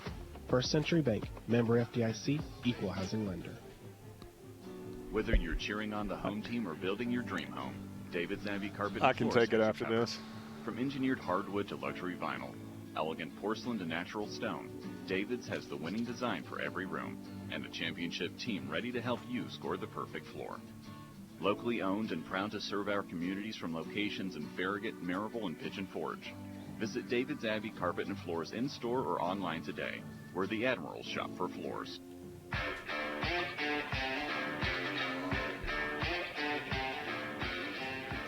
Eric Gerhardt, Tyler Carr, back with you here at Berktar Stadium on the campus of Carson-Newman University in Jefferson City. Nick Blankenship as well on the camera, and back in our WFIV studios, Dusty Street. Appreciate you joining us tonight. Tough night for the Admirals, but you knew it was an uphill climb going into it. Sevier County, just a really talented, really experienced team, and the Smoky Bears, who 2 years ago were the Class 5A state champions, last year the state runner-up. They open up the 2026 campaign with a 35-7 victory over the Admirals, as Sevier County scored on its first three possessions to lead 22-0 after the first. 25-0 was our score at halftime, as the only points of the second quarter, Sevier County scoring on a 35-yard field goal on the final play of the first half. Then they opened the third quarter with an impressive drive after holding Farragut 3 and out to begin the second half. Smoky Bears drove down the field, 64-yard drive, 13-yard touchdown pass to Jackson Perry from Cooper Newman. That made it 32-0, initiated the running clock.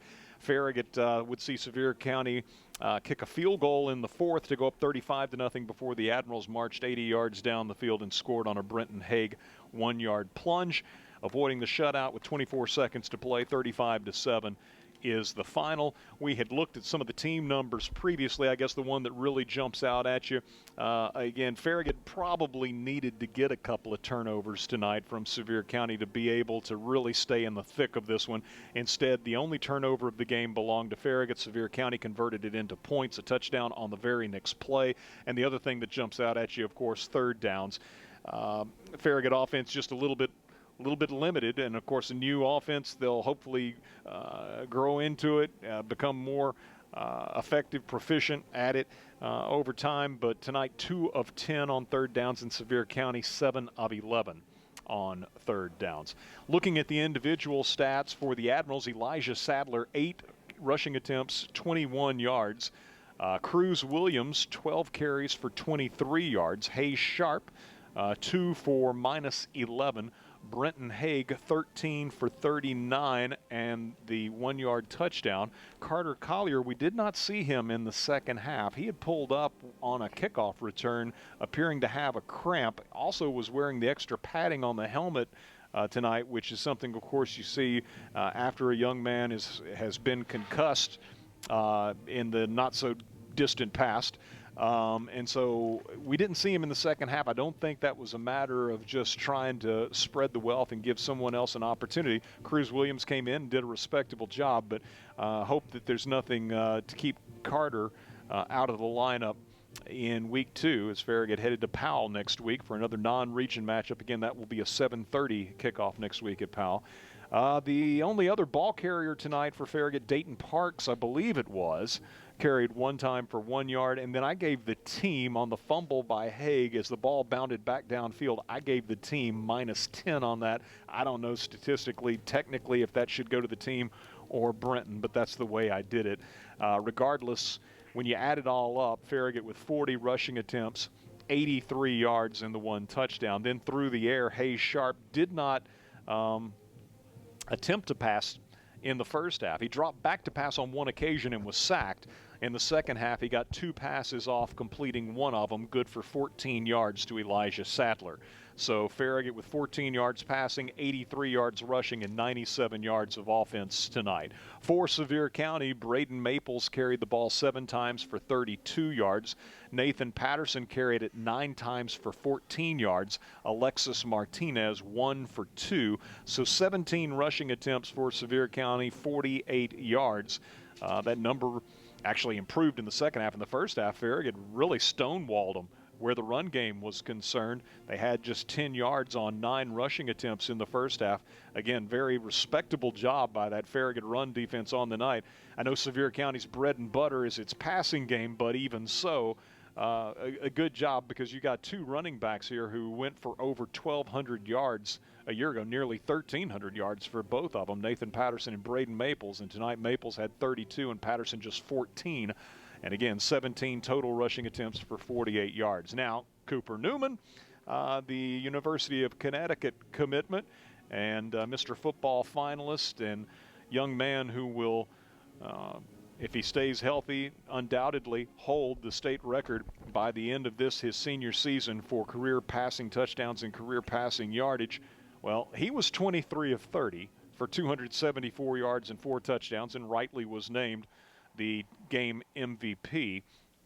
And then the team, as Sevier County late in the first half, trying to stop the clock and get into field goal range. The team on a couple of balls that were spiked to kill the clock, 0 for 2. So 23 of 32 through the air with the Smoky Bears. Again, 274 yards, 4 touchdowns. Zach Banks had 1 of those touchdowns among his 3 catches, which totaled 49 yards. Braden Maples had 1 catch for 10 yards. Brody DeFrancesco, 1 catch for 7 yards. Parker Newman did a lot of the damage, not unexpected.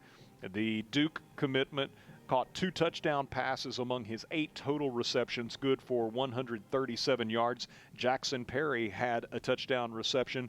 That one covered 13 yards. He also had 2 more catches for 21. So 3 catches total for Jackson Perry for 34 yards. Avon Mitchell was targeted late. He caught 3 passes for 36 yards. Noah Mendoza, a couple of catches, -1. Deegan Harmon, 1 catch, -3. Alexis Martinez, 1 catch for 5. So again, 274 yards passing for Sevier County, 48 yards rushing. That's 322 yards of total offense for the Smoky Bears, and Farragut with 97 yards of offense as the Smoky Bears win this opener 35-7. I guess the only other thing, Tyler, first of all, the other game in the Knoxville area tonight was Fulton and Macon County. It is 8 minutes and 28 seconds left to go in the fourth quarter. Macon County leads the Falcons 17-12. Okay, that's over off Broadway. They're playing at Fulton tonight.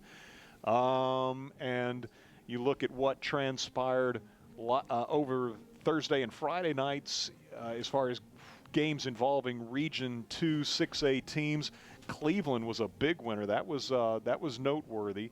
Last year, Walker Valley beat Cleveland 28-3. Cleveland returns the favor Thursday night, defeating the Mustangs of Walker Valley 48-20. So Cleveland might have a drastically improved team. Hardin Valley shut out Carnes on Friday, last night, 49-0. We had a couple of overtime games. Oak Ridge defeated Halls in overtime 16-13, while Maryville in double overtime fell to Alcoa 43-42. Bradley lost in Athens to McMinn County 22-17 in what is always a hard-fought matchup between longtime rivals. That's one of the oldest rivalries in the state. Bearden fell at home to West 21-6. So I think that's got all of the Week 1 action involving Region 2 6A teams. Again, Farragut will be at Powell next week, a 7:30 kickoff pregame here on West 105 at 6:45. Bearden will host Alcoa next week. Maryville goes to West. McMinn County and, Cleveland, rather, will host McMinn County. Bradley Central will host Walker Valley. Hardin Valley will travel to Morristown East, and the Wildcats of Oak Ridge will host Clinton next Friday night. As far as I know, those are all Friday night games. Yeah, and then, of course, the one thing that, looking ahead, Powell, winner over Anderson County, 56-44 Thursday night. Right. They have 2 extra days also on Coach Courtney and the Admirals because, obviously they had last night off, so they were able to prepare last night, but they didn't get a good look at anything until tonight on what the Admirals are going to be like. So, yes, you may have 2 extra days of rest. Not going to get much extra out of it other than that, but Coach Lowe's offense looked much improved, a lot better off than I think some people were projecting without the loss of Deuce Rogers. Yeah, we can talk about that momentarily. First, let's put a wrap on this one, and I guess really the only matter we have left is our Blair House Antiques Player of the Game. We were talking a little bit during the last commercial break. Thought, Brenton Haig ran the ball hard and scored the only touchdown, so certainly he's a candidate. But on a night where the Admirals did a lot of things well defensively, especially considering how little time Farragut possessed the ball, and the defense had to go back out there against what is an elite offense with Sevier County. Granted, Cooper Newman got his numbers tonight and was fantastic. He has been throughout his career. He's been a starter since he was a freshman, threw 21 touchdowns as a freshman even, and so wow. he's been outstanding from day one. But as we talked about during the game and during this most recent break too, but the run defense is really encouraging. Oh, it really is, and I think that listening to what Coach Courtney had to say in his pregame interview, I think that they have worked very hard on that this offseason, that it's not going to be, it's not going to be what it was in the past, and it's going to look different. And I think tonight showed that if you want to run the ball against this defense, you better pack your lunch. It's going to be tough. They may not be very big, but they're going to fight you at the point of attack. They're going to bring pressure, and they're going to cause some tackles for loss. And they showed tonight that it doesn't matter if you're a 1,200-yard back. It doesn't matter if you have 2 1,200-yard backs. It's going to be tough to run the ball against them. We saw some good play, I thought, out of the secondary, some good tackling. Granted, there were some guys who ran open, especially early in the game when Parker Newman got behind the Farragut secondary and scored the long touchdown. But I thought Sean Raines tackled well. I thought Mason Swore tackled well. I thought Wyatt Walker tackled well.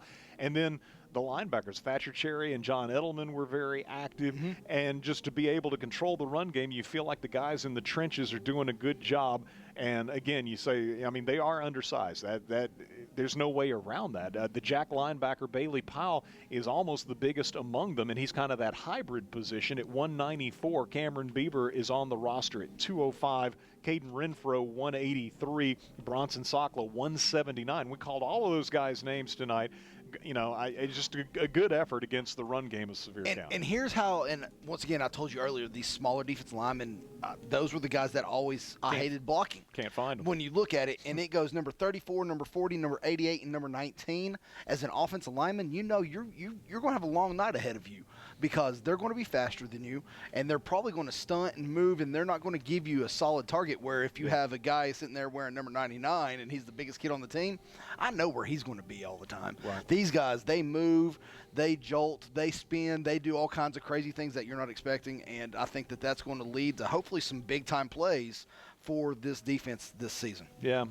So, it's hard to single somebody out on a night like this. Farragut was decisively defeated, but we did see some encouraging signs, in particular on the defensive side of things. And so that's the side we want to go to for our Blair House Antiques Player of the Game. And I think Tyler in particular there was leaning towards the safety play. I liked Wyatt Walker and Mason Swore all night tonight. Mason Swore, I think, had some of the biggest licks for this Admiral defense tonight. He was not afraid to come up into the box and square his shoulders up and deliver a blow. Wyatt Walker was really good tackling in open field to where, you look at it, and I looked at Braden Maples, and I'm like, that kid can be a difference maker just watching the way that he moves, and they did a good job hemming him in. You looked at also Patterson, and it's like, man, that kid's a load. They were bringing him down. I'm really encouraged by the way that they would step up in the box and play. Now, got to work a little bit on pass coverage. Yeah. But I think that's a good start. If you've got safeties that are willing to tackle, you can teach them how to drop. Yeah, and I mean, not to say that some of the balls over the middle, maybe they were or were not in the position they needed to be, but like on the long ball early in the game, that was a corner that was beaten on that one. And so we'll kind of go, I guess, maybe, I don't know if we've done this before, but hey, there are no rules. And we make the rules. That's right. We make the rules, and we're going to say the twin safeties, the weak safety and free safety, Wyatt Walker and Mason Swore will be our Blair House Antiques players of the game.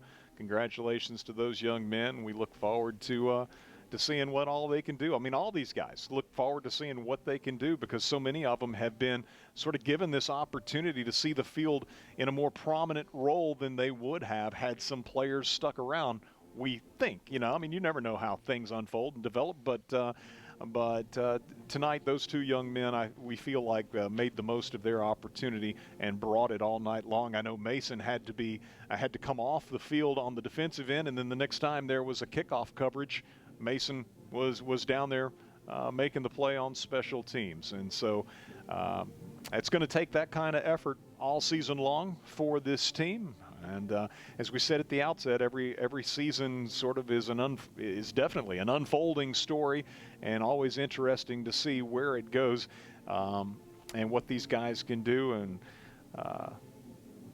it's going to be an adventure this year, and it's what you want from week one.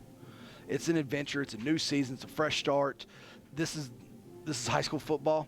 It's time to get ready to go back to work next week. Yeah. I'm sure that they'll be in film weight room tomorrow. Monday they'll be back on the practice field looking to worry about Powell. I'm not going to say that Farragut won't see a better team this year than Sevier County because there are some really tough teams on Farragut's schedule, but this is a very difficult week one matchup. This was a stern test for a team that is as young and as green as this squad is, as veteran as Sevier County is, as talented as they are. You couldn't ask for a much tougher matchup in week one, and you hope that playing this caliber of opponent pays off down the road because, again, you're going to see a lot of really good football teams this year. It's a tough schedule again for the Admirals, and so they'll look to bounce back, put their best foot forward next week, taking on a good Powell team who, as Tyler said earlier, high-scoring affair on Thursday night, defeating Anderson County 56-44. That was on the road that Powell got that win. And so you look back to last year, it was a very good game. Farragut actually rallied and took the lead 21-20, if memory serves, late in that contest. But Powell had a clutch drive late, led by Deuce Rogers, and they ended up winning it 26-21. Heartbreaking loss for the Admirals early in the 2025 season. But, Deuce Rogers, who had been, I guess, the starting quarterback for the Panthers for 3 years and had been so integral to everything they did, he graduates. And I saw a highlight the other night, and I thought he was back for another year of eligibility. Kind of like we were talking about, hey, there's no eligibility. It's like college football. Eligibility's out the window. You just play as long as you want to. But no, it was Jalen Benjamin, who apparently began his high school career at Powell, went to Clinton for a couple of years, and now he's back at Powell. And he's not as big as Deuce Rogers, but he's got a similar. I'm not even gonna say he has a similar skill set, but he's got some similar moves. But I think he's a little bit better of a pure passer. I think he's quicker, but he's not as big. But he's no small load himself. No. Well over 200 pounds. And so, it's going to be kind of what we've grown accustomed to, I think, from that Powell offense, the style of offense, because he looks like it's just kind of more of the same, the continuation of the quarterback that's been the starter there the previous 3 years. Jalen Benjamin looks an awful lot like Deuce Rogers. He's got some good receivers to throw to, Zy Jackson, Moran Middleton, and that's a team that went 9-2 last year before bowing out in a close loss to Lincoln County in the second round of the playoffs, 39-37. And so it was a very competitive game last year. We hope that that can be the case again, and that this time Farragut can finish the deal. Again, they led relatively late in that ball game, but Powell drove in the final minutes to squeak out a 26-21 victory a year ago. So the Admirals fall tonight 35-7, and we'll look to bounce back against the Powell Panthers. 7:30 at their place next Friday night, 6:45, our pregame show here on West 105 and around the world at WFIV.com. For Dusty Street, back in our WFIV studios, for Nick Blankenship behind the camera, for Tyler Carr, and for the McDonald's All-American, high school All-American, Andrew Burrows. He was an All-American at eating McDonald's. That too. If they're going to sponsor him, you kind of get the lifetime Big Mac deal. But for all of those mentioned, I'm Eric Gerhardt saying thanks so much for listening. We wish you a very good night and a safe, enjoyable remainder of your weekend.